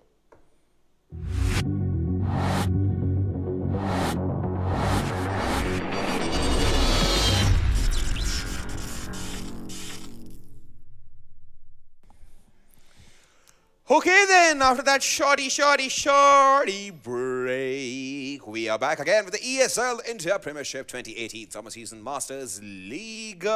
Brought to you by Omen by HP, HyperX and Intel. Supported by Northern Gaming and ESL. Basically, it's presented by Northern Gaming, which essentially means this guy got me and Angie and Ranjit and Adi to be the face of the entire operation. While I sit here on stream, by the way. So, this is your doing. This is entirely your doing. Sending Ranjit away from me, sending Adi away from me, sending... No, you do not send Zara. Zara is ill.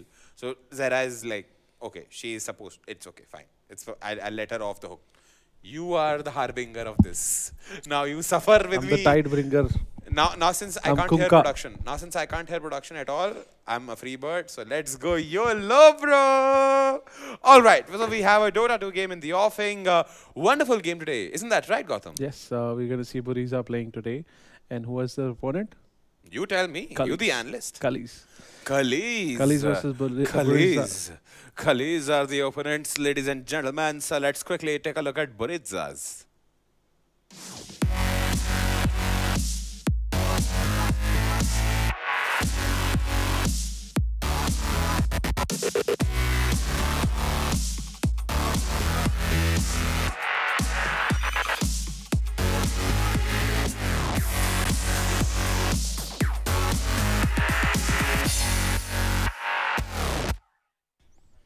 All right, ladies and gentlemen. Apparently, the production decided that letting me go away scot-free and giving everybody higher up a reason to giving me a reason to tell the higher ups, hey, I couldn't hear the PCR. You can hear them clearly. Okay. Now I can. Of course you can. Because they came here and settled it down for me. It's like, oh, no way we're going to let you go scot-free, boy. No way in hell that's going to happen.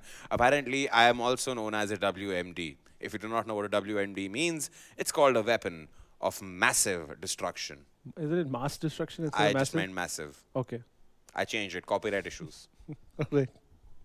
It's okay. You can stop using your phone while on stream, That's how I Gautam. check the You're time setting an and the team example for info. future hosts. Is this what we expect from future hosts? Yes, we do. Expect them to know exactly what the teams are all about and how to keep the stream on time, by the way. So, This man was the reason why you had that waiting screen of 16 and 13 there in front of you. This man. गौर से देखिए इस मासूम चेहरे को. Close up, please. Close. इसी मासूम चेहरे के पीछे छिपा एक हैवान का चेहरा. Okay, moving on. Moving on. Team Cullies.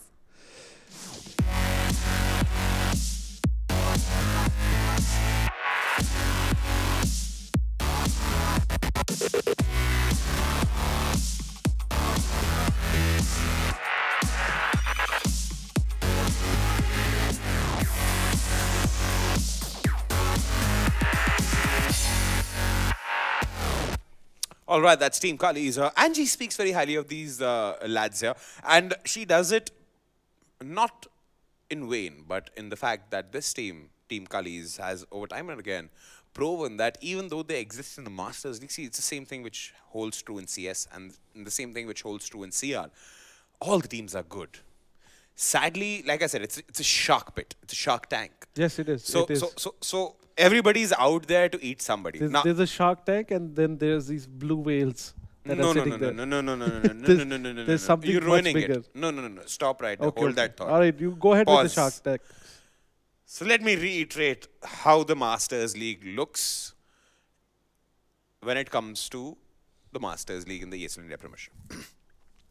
A shark tank has multiple sharks. Let me name a few sharks here. Let's talk about DOTA because we have DOTA coming up. ROG Titans, Signify. These are some of the sharks there. They're always there in the water. Sharks are big. Sharks are big. Yeah. So plankton, small microbes, small other fishes also.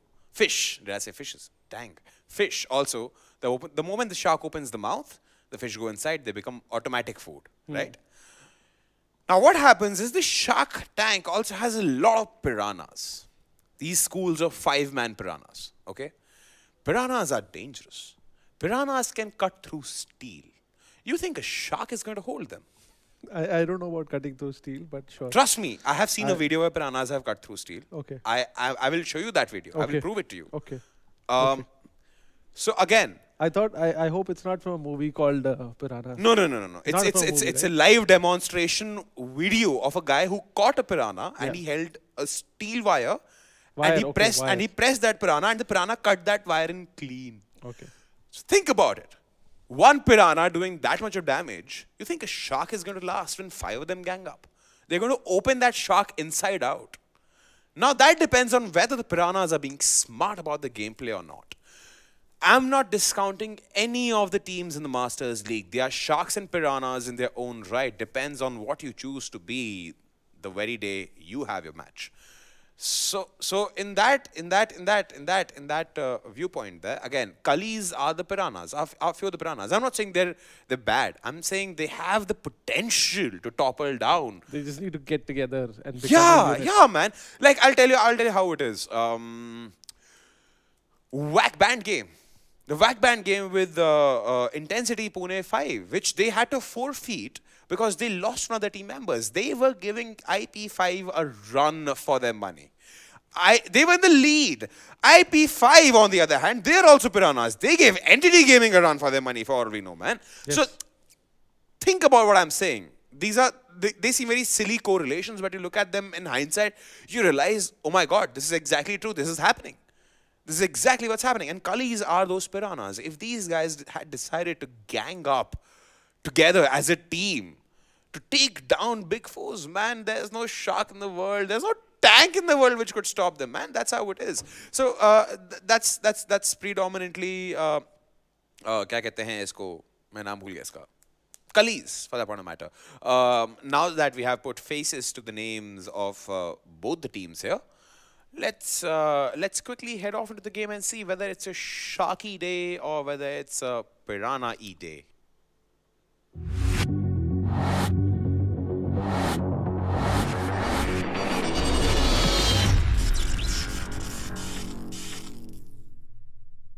Hello folks, welcome back to ESL India Premiership Summer Season. My name is Floki. Joining me is Vivek. We are bringing you Team Buriza versus the Cullies. How's it going, Vivek? It's going good, and Cullies, they've Radiant picked up team an Nio. ban. The Wisp. Yeah, the Wisp indeed, and Buriza. I think this is a pattern that they will follow throughout the course of Phase 1, and that's picking up the Wind Ranger. They're going to put a mid player as a core, and I think the Wind Ranger's okay. It just manages to trade farm, find farm, hopefully. If you lose the lane, 10 though, seconds that's horrible. remaining ban. Yeah. As a Wind Ranger, she's somewhat similar to Viper in the sense that if you don't really win your lane, you can have a rough rest game. All mid laners. Yeah, I not all think mid laners. Which mid laner can go okay Dire by losing team their lane? pick. Tinker, Shadowfiend, Storm Spirit. Tinker.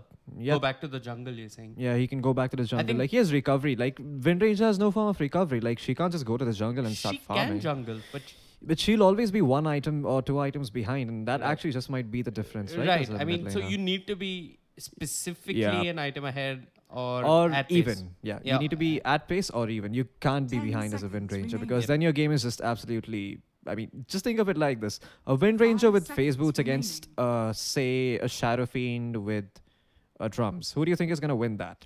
I don't know who's going to win that, but I know that the Shadow Fiend will have more impact. Yeah, I mean, yeah, that's basically the idea. Like, if you don't have levels and if you don't have farm as a Wind Ranger, it's going to be really hard for you to have any impact on the game. Right. So you really require to win your lane like Viper does. There are timings that you got to follow. That early Maelstrom, look towards a Blink and Ags or whatever the situation requires. Yeah.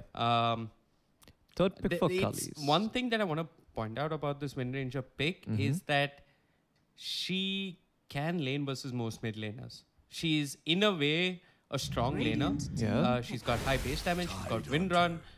She's got the power shot, which barely costs much mana and can be spammed, can push the wave. But they've banned out the Tinker as well as the Queen of Pain, which comes as a surprise to me. I think when you pick a strong mid laner, you can let that Queen of Pain ban be ignored. I mean, there was no need for Buriza to ban out the Co-op. The Tinker, okay, because Tinker is a menace, but the Co-op, I'm not really sure about that ban. You're going to pick up the Ancient Apparition. Cullies have the Tried, so level 15 AoE Gush is on the cards here for Cullies. Definitely. Cullies could also pick themselves up a Storm Spirit. I think so far this is looking like an amazing Storm game. You just jump onto Wind Ranger, you just jump onto Apparition, you jump onto Sand King. There's absolutely no answer for them so far on the side of Buriza. Yeah. So Storm Spirit could definitely be in the mix. If they don't ban it out in the 5th phase, and like you can see, Cullies have the potential to get the Storm Spirit. They have the last pick. So I wouldn't be too surprised if they pick it up this game, if Buriza don't address that right now. They also love the Invoker on Rizal. I haven't seen any team pick up the Storm in a really long time. One of the teams that did value the Storm Spirit was the older Buriza roster. Clown K just loved that Storm Spirit a bit too much for his own good. But yeah, they won them Taiwan, so I'd give them that. Indeed. It did win them a tournament. It did cost them a tournament as well. Yeah. But yeah, Storm's been a bit too nerfed in my opinion. I think... Yeah. I think a buff is in place for that guy. Yeah. His early game could use a little buff. Exactly. At the moment, his movement speed is kind of bad. He has decent armor, but he's essentially just super passive in lane. So maybe something along the lines say a base damage buff wouldn't be too bad, or maybe a movement speed buff wouldn't be too bad. I mean, I get the idea why you want to nerf the movement speed. I think the way Ball Lightning works is also somewhat... against Storm Spirit in a way.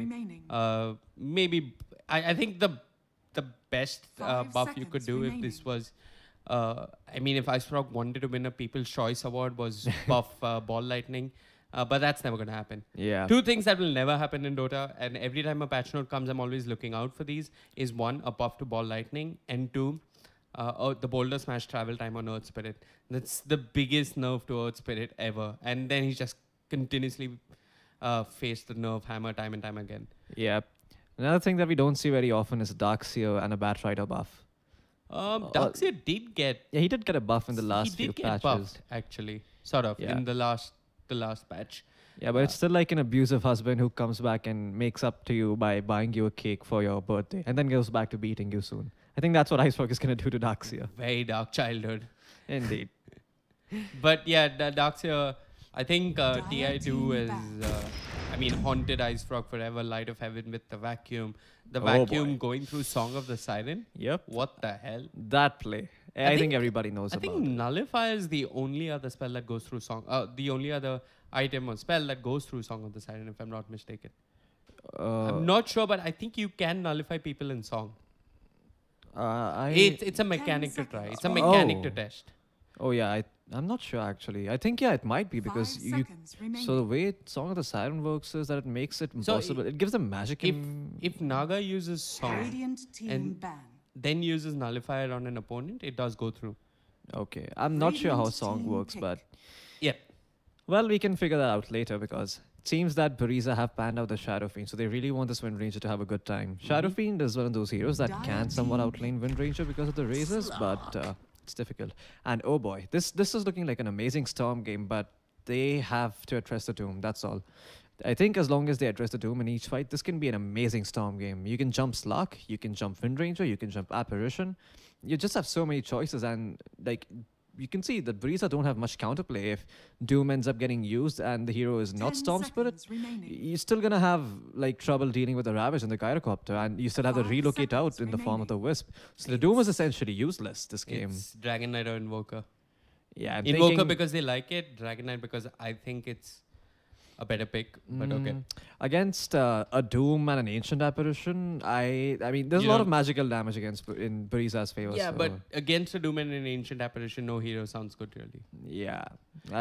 Shadow Fiend wouldn't have been too bad, to be honest. They could do Shadow Fiend, but Shadow Fiend's been banned out by Buriza. Yeah, that was a good ban too. But Storm is definitely on the pool here for Cullies. But they will, knowing them, they're probably going to pick themselves up something like the Invoker.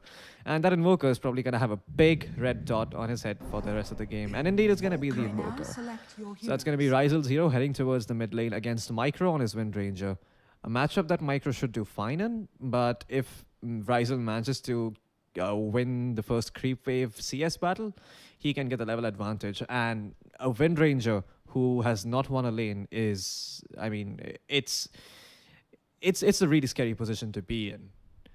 That's a Wind Ranger who's gonna have about as much impact as Radiant melee creeps at minute 1. Not much good. Going into the draft, it seems like Cullies are going to have to watch out for a couple of things. First is the Doom on Io. That's what probably Darshan is going to be looking for this game. And if the Doom does end up dooming anyone else, the Io can just relocate out. So I think a lot is going to come down to how well the Wisp manages to get those defensive relocates in. If they do, this is a game that definitely goes in the favor of Cullies. However, if that Doom goes off, that team fight is definitely going the way of Team Buriza. Starting things off with a Sunstrike, I do think they scouted off Micro. That's the only thing they'll really scout. So I'm just going to take some time to introduce the teams on each side. We're going to be having the Sand King played by... Oh wait, Sand King being played by Butter on the side of Team Buriza. The Ancient Apparition in the hands of Helm. Sora playing the Slark, Micro playing the Wind Ranger, and the Doom in the hands of Darshan. On the Dire side, we have the Invoker in the hands of Ryzel. It's quite a famous Invoker, or infamous Invoker rather, because he's been notorious for his Sunstrikes. The Wisp is going to be played by You Can't Beat It. I'm a little surprised that this is a bit of a role change, because I know that Wisp, I mean, this is definitely not an offlane Wisp by any means. Or is it? Not too sure. But yeah, this is definitely an offlane Tidehunter, which is going to be played by HN6, and off Clockwork in the position 4 being played by Azil, and falling slowly on the Gyrocopter. Something for everybody. Okay, they last pick the Invoker. No surprises. Yep. You Can't Beat It. There's been a bit of a role swap here. So the Cullies have put HN6 in the offlane, and You Can't Beat It on support. When do you think this change up? I don't know. They keep changing things within Cullies. New lineup, born out of a cyber cafe. Butter. He's taking a fair amount of damage here, but should be okay. Yeah, new lineup, born out of a cafe, just ironing out the kings and just figuring things out. They're actually promising. Towards the end of phase 1, they started getting a bit sloppy. But some of the best games so far in the ESL India Premiership Summer Season Phase 1 have been because of Cullies. They play some good Dota, and they're a lot of fun to watch. Yep, indeed. Cullies have been one of those teams that, like you mentioned, they've just been phenomenal so far in terms of raw individual skill. But it's really the team aspect that needs to come together for them to truly shine as a team. They are a team with a lot of potential. However, that potential could just go to waste if there's lack of team play. And Buriza, well, I have to say, they are the better team players. So, and Dota is a team game. I mean, you can be really skilled individually, but you can't carry the game all by yourself. Yeah. I like what they've done. They put the Invoker up top. I think the matchup versus Wind Ranger could have been a bit hard at mid. Early on, Power Shot is a menace, and it can be just painful for Ryzel. He's got to constantly be ferrying out reach, and I think with falling slowly mid, just the threat of the homing missile, the occasional spam every now and then, the Gyrocopter is going to be okay. You'd rather sack the Gyrocopter in terms of farm than the Invoker, and I think the Cullies have done the right thing here by sending the Invoker up top. Once Invoker gets a couple of levels, once he has his treads, because that's what he likes to build on the Invoker. I've seen Ryzel go treads multiple times. Once he has the treads, a couple of points in Exort, maybe that 1 point in Vex, he should be able to bully Darshan out of the lane. This is the new offlane build, by the way, Flo. We saw A35 build the exact same starting items, and Darshan, 3 mangoes and a stout shield. I mean, Mango region has been nerfed, so he's picked up the 3rd one, 0.7 HP regen. So he's got 3 mangoes and a stout shield. I'm not sure if this is actually going to make a difference if Darshan were up against a proper tri-lane, but he feels like it's going to be enough for him to hit level 2, and maybe with the Scorched Earth, he's going to be okay. Yep. This is definitely a matchup where Doom could make use of the Satyr creep, but he's also found himself, instead found himself the Wild Wing Ripper, which is going to give him extra 3 armor. So that's really good, especially being against an Invoker who has a lot of right-click damage, like you mentioned earlier. This lane could go bad for Cullies. With Butter and Darshan together, once Darshan gets Scorched Earth, they can just run down Ryzel. And there's not much that the Clockwork can really do. Maybe a well-positioned Cogs could keep him alive. And yeah, I think Butter and Darshan are thinking the same. They want to apply pressure on the Invoker, which is a good start coming out from the side. But Zeal, he's in a bit of an awkward position here. He's in the middle of everything. The Sunstrike is probably going to connect onto Butter, and indeed it will. Nothing to stop that. Butter might actually end up dropping you. He does not have the Burrow Strike, but Ryzel does not feel comfortable chasing with all those creeps. Does Zeal have regen? Yeah, he has a healing salve, and Butter has one too. So they're both just going to heal back up and stay in the lane for a while longer. Mid lane, how's it looking? So falling slowly is not doing too well. The Wind Ranger is being denied. I mean, she is just denying left, right, and center because of her high base damage. 14 last hits and 11 denies. Not the position you want to be in if you're falling slowly. What do you think of this item build with the double Wraith Band? I think it's strange, but I think he's doing this so that he has better base damage to work with. One of those Wraith Bands will probably transition into an Aquila. The armor is not too bad, but I think it's just so that he has more base damage to work with. Come on, most mid laners do go to nulls, so why wouldn't an AG mid laner go to Wraith Bands? Yeah, I guess, but the armor is not going to help versus micro. I mean, to some extent, Wind Ranger does have decent base damage, and 2 Wraith Bands might help a bit. Yeah, but actually, he can just solidify that with something like a Treads. So he's going to have HP and armor in the early game against Wind Ranger. Having that combination makes sure that you can't get solo killed by her. So as a result, like, you're going to be able to survive with the Gyrocopter if you go for that build. Top lane, I mean, like you mentioned, Ryzel, you should be fine for the most part unless Butter and Doom decide to do something aggressive. They have been trying so far, but Zeal is making sure that that does not come to fruition. There is one thing that I'd be concerned about if I was Cullies, and it's Saurabh on the Slark, and it's how early he gets that Shadow Blade. Look, if Saurabh gets his Shadow Blade by, say, 11 minutes, it's really going to hurt you if you're a support on the side of Cullies. You're going to be wanting to buy Vision. There's going to be a Slark just roaming around. He can run down at least 2 out of 3 heroes here, the Wisp and the Invoker. Just easy kills for him. And I don't think Cullies are going to be too pleased about playing a slower game. But he's doing a good job up top, applying a fair amount of pressure on Ryzel. Ryzel does have that second null talisman. He's hoping that the Quas will heal him up, but Butter, he has another Burrow Strike, but he's going to get Cold Snap. But regardless, he's going to go forward, find it, and Darshan is going to pick up First Blood. Yeah. So I think we were just having a chat about this. How much can a draft impact the game? And shit, they're going to go for the Clockwork as well. Yeah. So probably just stick down. He does get the Cogs off. That's just extra money. It's a little bit of extra money, but this is a problem in the Cullies draft. It's the fact that they have weak lanes, really. I mean, you got IO Tide, which is okay, but Invoker Clockwork, I don't know what it's going to accomplish. I'm not really sure why they picked the Clockwork as a support if they were so sure about last picking that Invoker. That last pick Invoker, I think when you pick up the Invoker, you got to keep in mind that he is a weak laner. No matter how godlike he is, no matter how many buttons he can mash on a keyboard, his laning phase is still horrible. And he needs all the help he can get. Yeah, he certainly needs a few levels before he can really start holding his own ground. You mentioned levels, right? He's playing on the safe lane. Bottom lane, Helm. He's going to pick up the bounty room, so that does not get stolen away, thankfully. Tidehunter, though. No points in Gush, so can't really chase down Helm.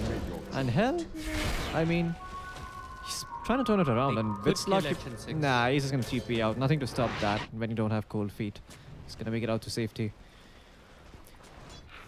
Mid lane, once again, I mean, I just turn my counter to mid lane and I just see the Gyrocopter doing so poorly.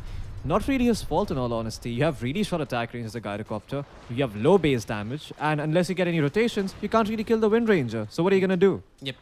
There's no kill potential here, just by himself. Kill potential... Okay, down. Yeah, looks like HN6, he's going to end up falling here. Level 4 Sora, but never mind. It was enough to get the kill. I think with the Ice Vortex, it amplified 2 of the spells from Sora. The Bounce and Dark Pack. Yep. I think that's probably what enabled them. Mid, what's going on here? There's an attempt onto the Wind Rangers, like the Sunstrike perfectly, not hitting onto any creep. The full damage going the way, but the Flak Cannon comes a bit too late and the Wind Run comes in time. Right, we're talking about the mid lane and there is no kill potential on this Wind Ranger until Clockwork hits 6. Oh, yeah. Or Tide gets ravaged. Yep. It's a draft that's really inefficient in the laning case. The Clockwork can't help Ryzel in lane. The IO, I mean, he's now going to try and keep Ryzel alive. But you can't beat it. He's not going to be working with too many bottle charges and they're just going to dive him instead. Yeah, like this is what just happens when you pick heroes like the IO. And I think you were having a conversation about greedy supports. I think we can both agree here that IO has been the greedy pick for them and not really worked out as they would like him to work out. Butter is just going to Butter Strike through the Icefall, but he's probably going to pay for it with his life because Zeal is here now. And there are no creeps to take that Battery Assault damage. So it looks like they might be able to find Butter and they might find Darshan as well. He's taking some damage from the creeps. The Battery Assault's still going on for the Clockwork. It will finally end up stopping. Ryzel, well, he's out of mana for his spells and that's going to make sure that Darshan ends up surviving. Can we take a look at net worth? Sure.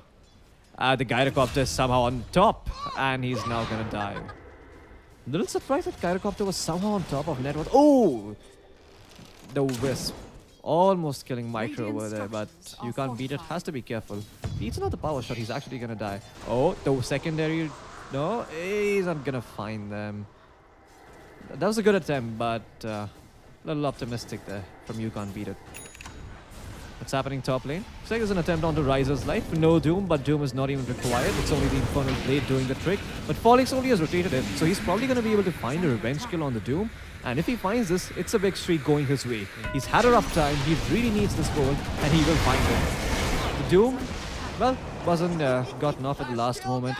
Ancient Apparition is here, but he can't make anything of it. I hear a power shot going off somewhere. Oh. Multiple heroes dropping low all across the map. Yeah. The Wind Ranger, well, she's trying to get a power shot off, but I don't think she's going to be successful. Saurabh has Dark Pack now, so he's going to be careful. I mean, he's going to be fine, not careful. I mean, what am I saying? Not Dark Pack. He has Shadow Dance. My bad, folks. But yeah, he should be okay now. Nothing troubling him too much in this lane against the Tide. He can just sit in the trees, regen up. Not too much to worry about if you're the Slark. So you mentioned about him getting the Shadow Blade early. Looks like he... Oh, the Sunstrike! Nah, Saurabh is actually going to end up surviving. Strength Threads for the win. Ryzel, only level 5 on his Invoker, so Sunstrike doesn't deal the most damage. I think he needs a few levels on his Invoker before he can actually get those Sunstrikes off. Oh, TP is coming in top. They want to try and make an attempt onto Ryzel's life, but this ward from the Dire, it scouts everything out, so as a result, Ryzel is going to be okay, but he's heading back under his tower. He must not do this in vision, because then, I mean, Buriza can just dive the tower.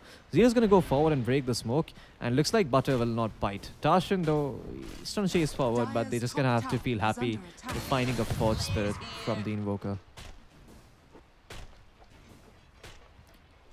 So, well played there by Zeal. I hear a Sunstrike. Where was it? It was in the mid lane. A lot of damage onto Micro, actually. He could end up dropping with the cooldown from Falling Solely, but it seems like he doesn't want to make the maneuver. Darshan's doing well in the offlane, maybe a bit too well. Saurabh is the one suffering on the Slark. But yeah, Buriza, they're working with a net worth. Oh, that was a Ravage popped. And Saurabh still surviving, actually getting the return kill on the Tidehunter. Can we take a look at You Can't Beat It? Okay, 2 criminal mistakes. 6 1 charges, didn't use it. Bottle charges, used it towards the end on the IO. Just take a quick look at the IO. Overcharge, damage reduction as well, didn't use that either. And now he's going to die. Okay, so that was... IO is, in my opinion, one of the most high skill supports in Micro. Yeah, as the wind run, he's going to run. Oh, can you find the flag cannon? Last strike click? Nope. Not gonna find it. You can still go forward. You have a region room. Oh, flag cannon! No. Never mind. Micro floating with danger. Really coming close to dying there. But yeah, down bottom, what happened was a classic example of the Cullies picking a hero that they haven't practiced a bit too much. You Can't Beat It. Had bottle charges, had wand charges, had the overcharge, which is damage reduction, and failed to keep his tide alive, and that actually could have been a kill on the slug. Yeah. The IO, I mean, you think he's greedy, I agree to some extent, but he's also a really high skill support. He doesn't, he's a 5 that needs pace, in my opinion. Yeah. He's an odd 5 actually, but if you can make him work, there's nothing like it. Zeal, he has the hook shot. Yeah, he could go in for Butter, but Butter has the Butter Strike, so he's just trying to bait out the hook shot first. Looks like Zeal is just going to run in though, but Darshan is coming in to back him up. And now with the Butter Strike, he's actually going to make it out. But now the hook shot in with the Battery Assault and the Sun Strike, the kill going the way of Ryzel. Ryzel, he should be okay because there's no Doom on the Darshan. He did use it for the Wisp in the bottom lane, and looks like that has been communicated. So Darshan is going to take a beating to his face and have to back off there. This does give Falling Slowly a lot of space in the mid lane. I think the Wind Ranger did went there's an Ice back. Blast sailing up top. Oh. No, missed. Never mind. Well, that sucks. HN6, looks like life is going to suck for him because he might end up going down here with the Shadow Dance and the Dark Pact, dispelling the Anchor Smash, lowering, making sure that there's no damage reduction for this Lark, just dealing the full damage and getting the kill. Oh, You Can't Beat It. He has no high ground ward, so he does not see the Wisp, but now he does. Not going to go forward for it though. Could have actually gotten a kill with the power shot from Micro, but... They really didn't know what was behind it. They didn't want to overcome it so close to tier 1. I think that's the better play coming out from Butter. Instead, they can always go up top, pay a visit to the Invoker, who's almost certainly always a kill that both Darshan and Butter can secure. Look, Darshan's got the Doom and Ryzel. He's feeling unsure and unsafe to even approach the lane. Now he's got Zeal to back him up. Yeah, he's just going to walk in like a man. He does not care. He has a robotic armor surrounding him, protecting him. But Ryzel, he's not going to be protected by her at all. I mean, he just gets a Doom to his face. He's going to end up dropping. Zeal does find the revenge kill on the Butter, but looks like Darshan is just going to pick himself up a double kill. Now with the Ancient Apparition coming in, he's definitely going to find this kill, and Darshan is going to leave it for his support. Can we take a look at the IO? Oh, sure. There you go. No relocate just yet. No, it should have been top. I think if you're... I don't know why he's hanging around Min. There's not much he can really do for the Gyrocopter. The Gyrocopter is okay by himself. If you remember early on, there was this one fight which Cullies turned at the top lane. They turned it because of the IO. And I think IO should have been ready with bottle charges. I know bottle charges are hard to come by with the changes to the bounty runes, but he should have probably been ready with a TP, a salve, and a clarity, and should just been there to help out Ryzel. Yep. We also spoke of how, as the laning stage comes to an end, how crucial map control is. Look at Buriza's mission. Falling Slowly, right under ward, the Shrine has a ward, Tier 1 tower has a ward behind it, and Ryzel might just end up dying once more. Hopefully this time around though, the Cullies have got TPs to react and respond to this. Yeah, Darshan, he does have the Ancient Troll Summoner Ensnare, so he can catch Ryzel and prevent him from using the Ghost Walk. If you're ensnared and you use Ghost Walk, you'll still be revealed. I hear an Ice Blast going off. It looks like it's onto Falling Slowly. He's going to barely make it out alive. He might survive. Yeah, he's going to survive. He has the Wisp backing him up with the overcharge, so he's okay. Up top, look at this. Illusions drawing the tower aggro, the power shot, Micro. He has another one in 2 seconds. Is he going to go for it? He can go for it. The power shot. Oh, it's off the money here. Up top. Some fights going to be breaking out here. Ryzel in some trouble, but makes it into the trees and ends up surviving. Now with the Sunstrike, you should be able to find the kill on Darshan. Zeal picks it up with the Clogs. Ryzel eating the power shot to the face, actually dropping really, really low. Micro trying to make something happen, but it's like he's just going to back off, and Ancient Apparition is going to end up falling here. Micro not joining his team for this fight one bit. Does not feel confident in his team's ability to take the fight there. Yeah, bad uncoordinated dive coming up from Buriza. They had the calibrate, they should have gotten more Cullies holding on without the tide even making a rotation. So they've still got the Ravage if they do bump into the side of Buriza once more. And yeah, even with that ward, Saurabh and the rest of Buriza are not really able to contest the gyrocopter too heavily at his Ancients. Oh yeah. They are trying to look mid. No, it's Saurabh on the hunt. Oh, Zeal. Well, he's near a shrine, so Zeal is not the ideal target to go on, especially with the battery assault. He can just TP out, but with the help of Micro, he's actually going to end up falling here. Micro just waiting on the high ground. The homing missile is going to get farmed up as well. An extra 50 gold for the Wind Ranger. Oh, I hear another focus. Why are you going off? It's not that you can't beat it. You just saw your teammate die there. Why would you go there all by yourself? Micro is going to find himself another kill. Yeah. That's the ward paying dividends for Buriza. I think IO just came as soon as the clockwork died, hung around a bit too much. And Micro seeing an opportunity to find an easy kill, cleans up on the IO. Yeah, and top lane Ryzen also end up falling here. So things not going the way of Cullies at all. Looks like this draft somewhat greedy, not working out for them. Gyrocopter, he should be making a lot more moves in this mid-game. But he's just getting gone upon with this luck. The Ice Blast flying through is going to clip. And no, it's barely off the mark. Edge and 6 with a 3-man Ravage though. Trying to turn things around, but Saurabh, he's just tanking through it all. He has a Shadow Blade. He's going to back off the hook shot from Zeal. This might find him the kill on Micro. On Micro, he has a big bounty on his head. The kill will go the way of Zeal. That's a mega kill. Wait, that's a killing spree going the way of Zeal. Darshan is here with the ensnare though. And that's going to be enough to send Cullies packing home. Saurabh could have come back in. He did heal up. Butter's dropping low somewhere on the side. Oh, that's Sunstrike. I just caught the tail end of it. Man, Ryzel, just so proficient on his Invoker. Despite dying so much, he still feels confident and he doesn't feel like he's lost any of his Invoker skills. I mean, you can see many Invokers when they die so much in the early game, they tend to go panic mode and start missing all the spells. But Ryzel, nope. He's a man of focus and he's going to get those right clicks and those spells off. He's hitting his spells. 70 minutes in, 2 nulls, treads, a wand and drums. It's not bad. No, it's not ideal actually. I mean, considering he's been just doomed 4 times in a row, it's probably okay, I guess. But yeah, he certainly should have had like the Axe by now, or maybe the Midas, and he doesn't have either. I hear Bounce going off somewhere, but You Can't Beat It was able to dodge it with the help of the DOTA. So he's gonna be okay. And this IO really hasn't been there every single time Ryzel has been doomed up. As a result, Doom has just been getting kills onto Ryzel. Time and time this Doom has been up for him. Level 11 now, while Ryzel, well, he's actually doing better than Doom in terms of XP. But Doom has the better net worth advantage and he has more items. Blink, drums 18 minutes in on top of 500 gold. I think that's a very happy place to be in if you're the Doom. Well, the Invis rune is going to get taken by You Can't Beat It.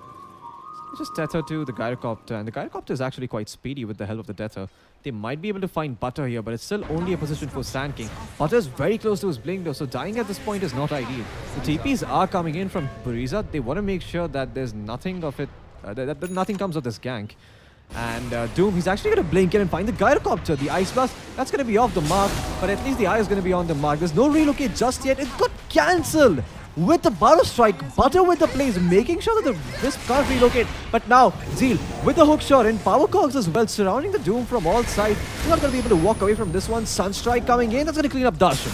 The Darshan down for the count, no buyback. This fight, well, Butter tried to pop the epicenter and he's not going to be successful. HN6 pops the Ravage and finds a return kill.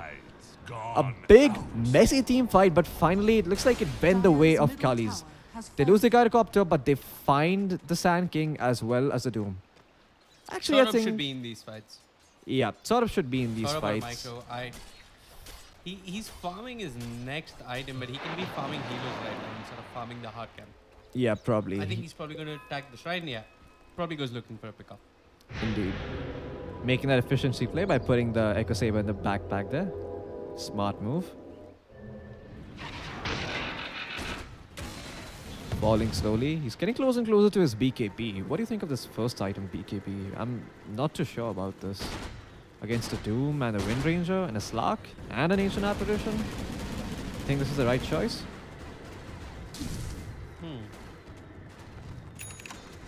there are some merits to it. I think the way he's going to be playing the fight, I think the BKB might be okay. But it's a costly item, and if it doesn't pan out, it could soon become a useless and meaningless item. Micro, what is Micro farm really? That's what I want to know. He has a Maelstrom and he's closing in onto a 4-star. Okay. He's a casual quarterstaff in his inventory. I'm not too sure why. Let's have a look at the courier. Nope. Just a casual quarterstaff.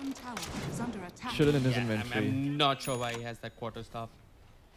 It's okay. He probably wants to build into something like the Bloodthorn later on, you know. MKB? Just preparing for... Yeah, MKB is not a bad choice either this game because at one point, the Gyrocopter will go for the butterfly. So having the MKB is really helpful. Darshan is but the Blink Dagger and the drums. I like that. Okay. So he can probably just jump the Gyrocopter. I think that's what he did in the previous fight. Once again, Buriza, they've lost some of the control across the enemy jungle. They've still got that one observer ward looking over the dire safely enshrined. But that's about it. HN6 going for the team. Wow. Micros is going to end up falling in the mid lane. Looks like that was with the help of the hook shot as well as the Sunstrike. So Micro is having a bit of a rough game here. Despite having that good start in the early game, he denied the Gyrocopter heavily, but things are starting to fall into Cullies' favor. Falling slowly into their favor. Yeah, I think Buriza have given away kills that they normally shouldn't have. And they're going to be a bit unpleased about that. Cullies all of a sudden looking to push. They don't really have the best lineup as far as pushing is concerned, but maybe with the overcharge of HN6 being around with the Greaves, they'll surely slowly get a tier 1 tower. They're going to die well. No business being there. Will end up falling. The Centaur Conqueror's Stomp as well. The Infernal Blade, the literally was falling slowly. Yeah, the Brab is actually going to get popped. It's onto 3 heroes. It's onto Darshan and Saurabh and Butter. But there's no follow-up for this one. So Darshan is going to blink in and go on to falling slowly. Here a Sunstrike come out and that will pick up the Doom. Cullies, they are going to secure the kill with the help of... no, wait. Actually, the Sunstrike doesn't do anything. HN6 is going to end up falling. Saurabh survives with the Silver of HP. Everybody making it out alive. Except for the Ancient Apparition who died at the start. I think they're okay with that. Saurabh gets the kill. Saurabh has the Echo Saber. Saurabh is building into a BKB himself, and I like this pickup. He's got the bounce, and he can bounce away from the cogs. What he's got to be concerned about is all the magic damage and all that control coming out from the Tide, the Gyrocopter, and the Invoker. And all of a sudden, Buriza, they're pushing down mid. Cullies on the defense. They haven't got to that. And here the epicenter, it's onto the Gyrocopter. The Gyrocopter is going to end up falling. The Meteor's ready to drop this well, but it doesn't connect onto anyone. Rizel's just getting gone upon by Saurabh, who has 18 Essence Shift stacks. Going forward, Fearless has Shadow Lance in 10 seconds if he really needs it. And just like that, Buriza just pick up 3 quick kills. Okay, I don't know what the IO was doing, but I think he relocated into that fight and was hoping to relocate someone out. Didn't really happen. Relocated in, died, and now he's going to respawn once again at the fountain. And Buriza, they're going to find a tier 2 tower. Indeed. Saurabh having a really good time in this game with Buriza Youth. He has an extra 7 Essence Shift stacks to work with, so he can actually just go back in and find another kill. What do you think this Lark goes for? BKB. I like that pickup. I think that's... Okay. It makes sense to pick up this early. What is... Okay, so Micro's going for the Ags, post his 4 stuff. Yep. Like the 4 stuff, just... good against the clockwork. Yeah, good against the clockwork. Once again, Buriza, phenomenal vision. They're looking over the mid lane. They're looking at the bottom tier 2 tower, which is where I presume they'll be trying to play around next. Probably just get this tier 2 tower. They had a ward at the Dire safely enshrined, but I think it's timed out. And I think they've got a ward just straight plonked in the mid lane. Yep. Or is that a sentry? That's a sentry ward. Okay. I think preventive sentry just in case Rizel tries something on that Invoker. Good stuff coming out from the side of Buriza. Has Butter picked up his Blink Dagger? He should have by now. Yeah, he did. That was the so Blink Dagger Blink reveal in the last Sand fight. King as well, yeah. What's not ideal or what's not efficient about how Buriza are playing this fight is the Ancient Apparition. His Ice Blast, I mean, so in the previous fight, there was the Epicenter setting up for Micro, and Micro did most of the damage. The Ice Blast was really unnecessary. Instead, he could have tried and clipped someone else with the Ice Blast. Helm can be a little more effective with these Ice Blasts. They're not costing Buriza anything now, but at more clutch moments, the Ice Blast will definitely come into play versus the IO and versus the Tide. Yeah. Although I think it's going to be hard to get that Ice Blast off onto other heroes because you have limited control on the side of Buriza. You don't have infinite stuns. Right. So I think the best idea is to get your Ice Blast off while you still can, because you look at the lineup of Cullies. Once that Ravage is popped, Ancient Apparition is going to die. So if he at least gets his ulti off onto anyone before he dies, I think that's acceptable. But like you mentioned, he could put in a bit more effort to make sure it clips heroes whom it's actually going to be useful on. Right. Like now is when you want to throw Ice Blast and have people come in. Butter? Wait, what? Butter spent his mana. Okay. I think Buriza are not fighting this. They could look to trade. This trade would work if they had vision to the east, which is where Cullies are coming from. They're moving towards the Dire Shrine. They're looking to move top. In fact, they've even popped a smoke. Yeah, HN6. Walking forward, and Buriza, recognizing that they don't have vision, will just back off for the time being. Yeah, the Clockwork, not in the best angle for the hook shot there. They were actually able to get out, but maybe if the Clockwork came from this side, they would have found the kill. That was Butter's TP out, which was successful. He's getting closer to his 4-staff as well. So even he's going to be able to assist with the cogs. taking people out taking people out from the cogs. Yeah, I think the best thing that the Clockwork can do now is probably just jump the Ancient Apparition. That should be a kill which shouldn't require too many cores. It should be an easy kill for Cullies. Just jump the A, bring him down, and at least you take an Ice Blast out of the equation. Actually, Cullies, I kind of feel like they're playing without a support. I mean, no disrespect to the IO, but he clearly hasn't spent too much time on this hero, and it's showing. I haven't seen a single relocate save. And I've seen multiple relocates which have just led to deaths and not saves. And disasters. And yeah, it's not an easy hero, man. I've been spamming it in my pubs. It's quite hard. Yeah, it's one of those heroes that you have to get at least 50 to 60 games on to be familiar with, and another 50 to 60 games to get really good at. Oh yeah. Slug's got his BKB, so he's not going to be bothered by anything or anyone on the side of the Cullies. I think if you're the Cullies, you see Slug with a BKB, you just run. Yep. That's the best thing you can do, run. It reminds me of that commercial there, Run. Wait, what? Zeal just... Huh? Who's yellow? Just... Okay, Butter that's just Butter. walked by Zeal. I'm not really sure how. And he's just saying hi. Anyway, he's looking to do more than saying hi. Oh yeah. Dashin is Blink is on cooldown. Has Butter got HN6? Yeah, Butter's got HN6, but HN6 has a TP, so he can't just TP out of this one. They will have to come with the Doom if they want the kill. Looks like he's just gonna accept his death though. Does not pop his Greaves. Just gonna end up falling.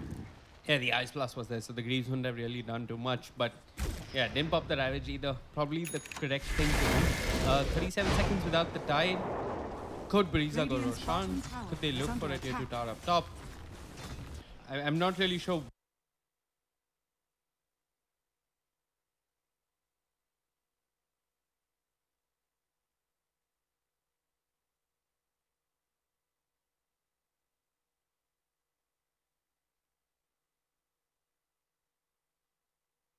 Tide allows. They're considering Roshan. Butter's lurking around the pit, while Cullies are trying to camp and look towards the tier 1 tower down bottom. Cullies, they're taking one tier 1 tower at mid, okay? 26 minutes in.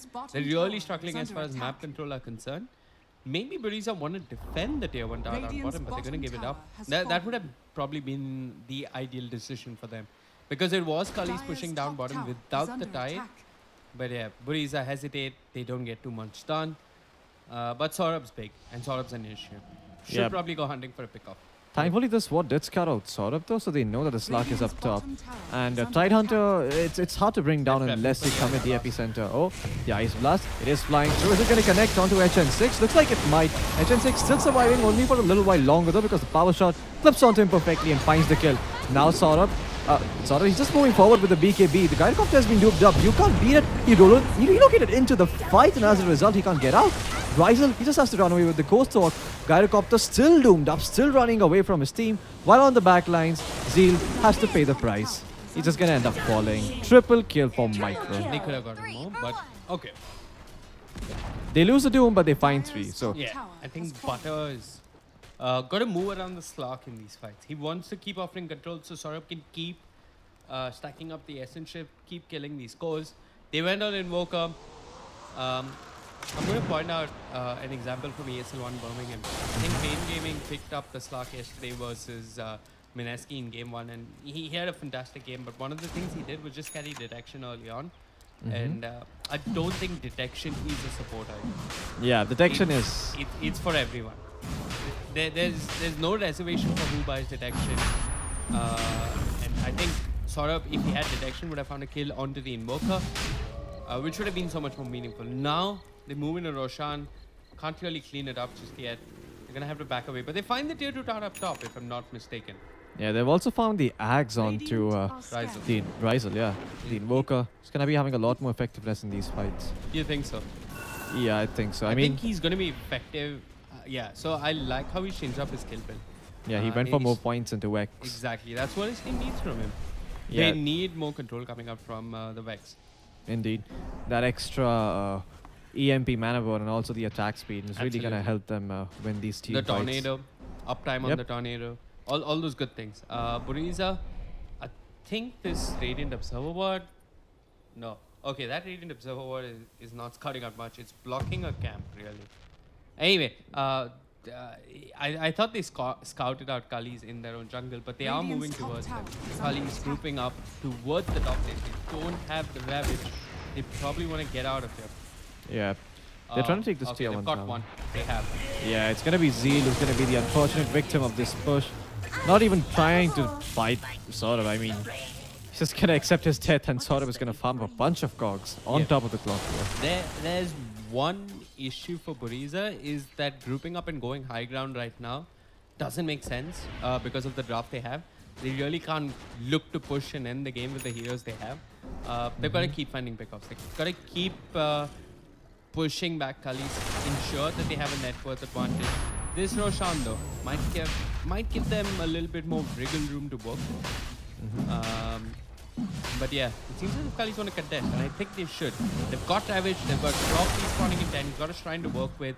The 4th Spirit's looking to give vision Cullies. Yeah, they're trying to go on the aggressive here. They really want to fight in this Rosh, but Rosh dropping low. Are they going to find the last hit? Looks like they will. The ultimate from the Gyrocopter actually finding the last hit, but Saurabh is going to snatch the Aegis. Ravage gets popped, no follow through for this. The Gyrocopter now being doomed up, still has a lot of damage with the Alacrity though, but Saurabh has even more. He's going to pounce on the Gyrocopter, finish him off. The EMP a bit too late coming in from Ryzel there. No control for this team fight whatsoever. Does push back Micro, but this is still a setup for Butter and Darshan. You can't beat it. Trying to relocate out. Is he going to be successful? Yes, he is.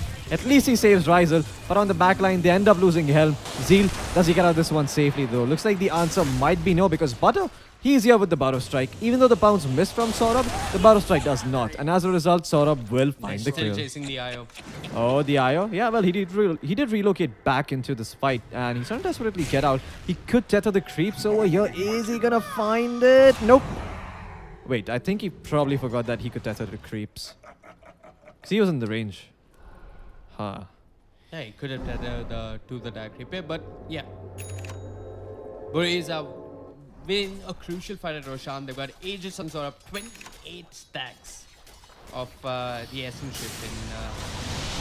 and Tornado EMP are going to be off the mark. Yeah, he's got a cigarette, so Engine 6 with that Greaves is not as tanky as he thinks he is. They'll probably look towards the tier 2 tower down bottom. Perfectly played out fight by Butter. Just kept providing control, so that's luck to do all the damage and all the heavy lifting in that fight. Darshan with the Doom making the Gyrocopter feel useless, and Ryzel, even with that Ag Scepter, I think he's not as useful as an Invoker normally feels at times. He's going to need more. I'm not a fan of this Invoker pick. I think they picked it 3 times. I think Cullies have reached this point towards the end of the season where Ryzel is like, bro, pick Invoker for me and I'm not playing. I think it's like, Hare main Invoker hi kelunga. Bas, both ho gaya. Yeah, probably. I mean, I can just imagine him having a lot of success. I don't think this is a serious pick anymore. I mean, they could have definitely make work with a lot of other different picks, like the Storm Spirit or the Puck even. For Cullies, Puck wouldn't have been too bad either. Oh yeah, the Puck would have been good. Also really good against the Wind Ranger, but they went for heroes like the Invoker.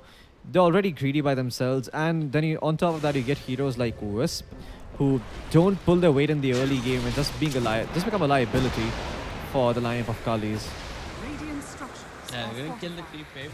Buriza popping the glyph for the day 1 tower top or the siege creeps bottom. I'm not really sure. They had two siege creeps pushing bottom, but I'm not sure if that's why they popped the glyph. They popped it for top probably, where the siege creeps are still pounding away at this tower. At mid, not too sure why you used the shackle shot there. He saw the gyrocopter. He was trying to line up with the gyrocopter behind. I see, but the gyrocopter is a bit too speedy. Gyrocopter on his helicopter. Is it a helicopter or is it a plane? I don't know. It's Superman. It is. He's got the Sanjay Yasha after his BKB. He has a little bit more HP to work with. It isn't just the Doom that's killing him, but it's the Doom that's making him. I think he's got to press all his buttons first and then walk into the fight. Yeah, I think because he's not getting the flak cannon off. His call down isn't coming through. I didn't see the homing missile in the previous engagement either, but I could be wrong. Cullies, though, one thing that they're good at is defending high ground. They clear the wave, and they got the invoker. Always a problem to go high ground against. Indeed. Going up high ground against invokers, that's up perfectly for those meaty combinations. Oh, yeah. Tornado. You can't beat it. I mean, he needs to hit level 15 on the IO. Can we take a look at Zeal's EXP on the clock? Okay, he's 15. 35-minute mark? No, there won't be a tomb then. 40-minute mark. That's his next tomb, but he's probably going to hit 15 by then. Then he gets that Tether Grant Scepter, yeah. Then he got the AoE Gush. Yeah, AoE Gush. Also the side gunner for the gyrocopter, actually. Oh, yeah. The side gunner is there. In which case, Falling Slowly could consider itemizing a bit differently. Maybe build something like a Master Madness. He's queued up the Divine Rapier, which just tells you how dire things are for the side of the Cullies. You are on but look dire. at this, Blue, all by himself, up top. They're trying to catch him, but nope, don't have the control. If Potter was there, they might have found that. But he wasn't. Yeah. Well, this ward did get planted by Radiant. I mean, this is going to survive for a while longer. Clockwork did try to deward it, but was not very successful. And now Micro is going to find the deward with the help of Butter's gem. Yeah, even the Fort Spirit's coming possibly look for a deward, but they're not going to find it. Yeah, good play there by Buriza, making sure that ward stays up. I think they spent at least a good 3 minutes with the Sages, and they haven't done too much. Yeah, indeed. I mean, they have the Aegis on... the Aegis is gone, actually. Okay. Slark not being able to use the Aegis too well, but I think Aegis gives heroes to go license to just YOLO. Slark is not one of the best heroes. Yeah, and Slark is also not one of the best heroes for the Aegis because he loses all his Essence Shift stacks when he respawns. So that's a Slark almost getting reset in a fight. Do you think they could have given it to a different hero? Maybe the Wind Ranger wouldn't have been too bad because, hell, with 2 lives, she can actually get Focus Fire off twice. Exactly. I think Focus Fire cooldown is so less after the Acceptor. Yeah. Maybe they went Roshan a bit too early. I'm not sure when this Acceptor came online.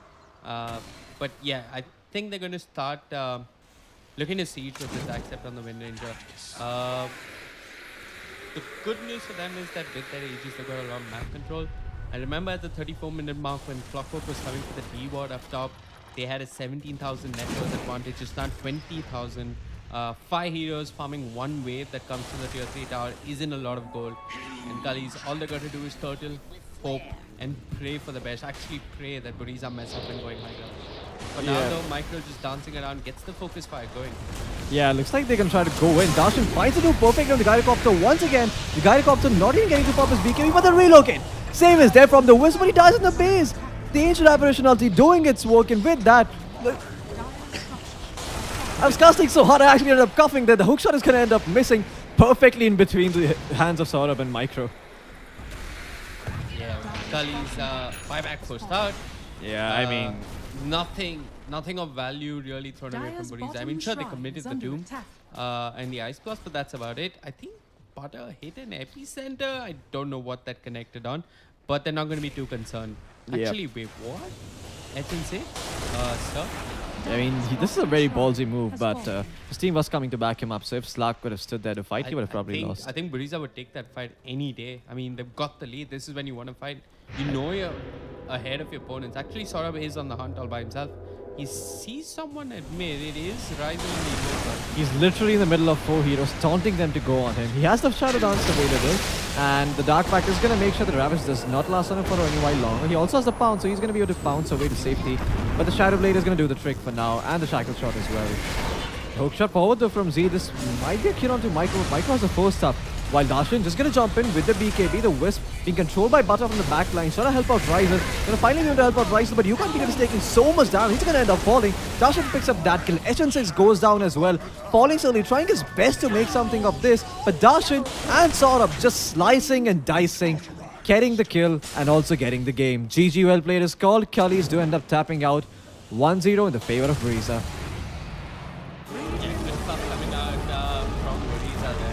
Yeah, disciplined play. Disciplined play. I'm not really sure how Cullies lost that bottom tier 3. I know how they lost it, but they lost. They gave away too much free damage on that tier 3 to Buriza. That was already a bit too late. Anyway, folks, that's it as far as today's broadcast is concerned. My name is Avik. With me was Floki. We'll be back with another day of ESL. Hello, folks. Welcome back.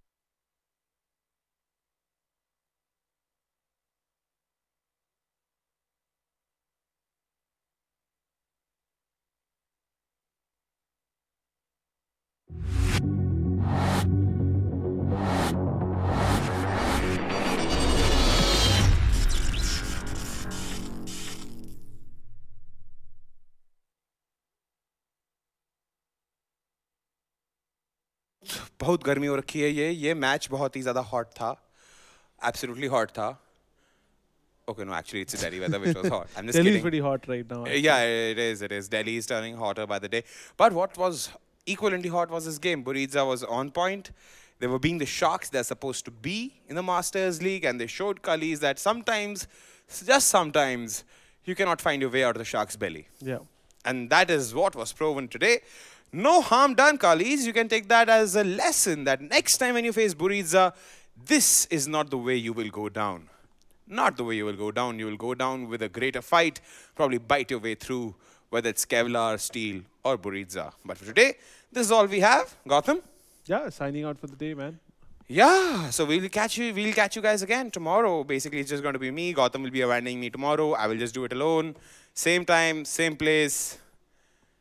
Without the hatred which Gotham showed me right now. that shade he threw on me, we have it permanently on a VOD now. No shade here, guys. Come on. I'm the nicest guy here. Okay then, fine. Like the nicest guy said, we'll meet you guys again tomorrow.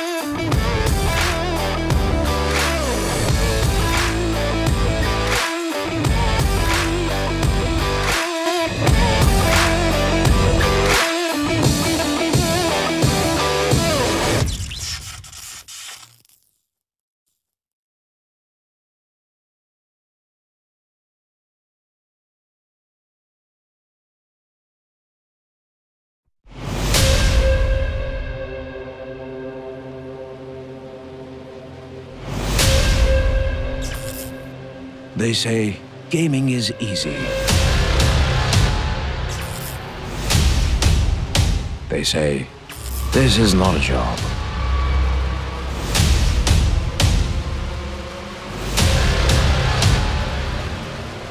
They say it's a waste of time. But we kept at it. Got better.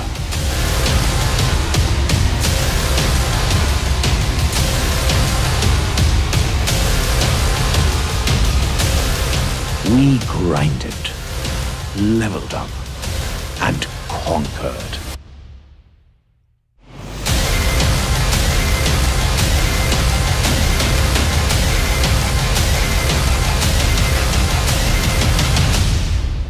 We are gamers.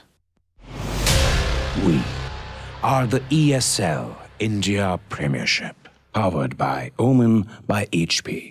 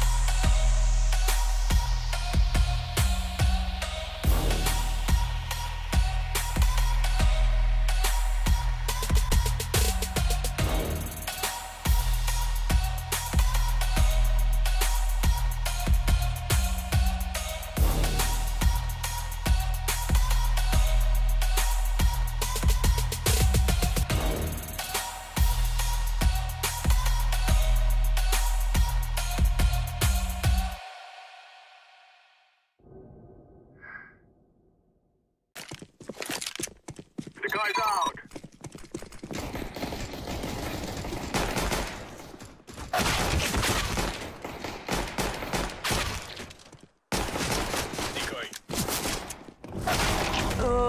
That was beast.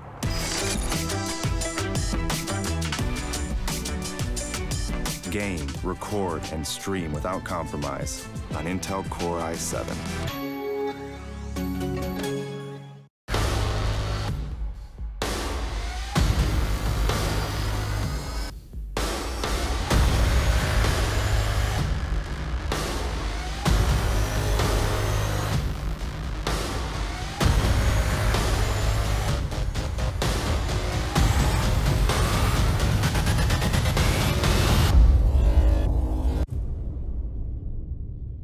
The ESL India Premiership 2018 has 3 seasons: summer, fall, and winter. The summer season takes place from April to June.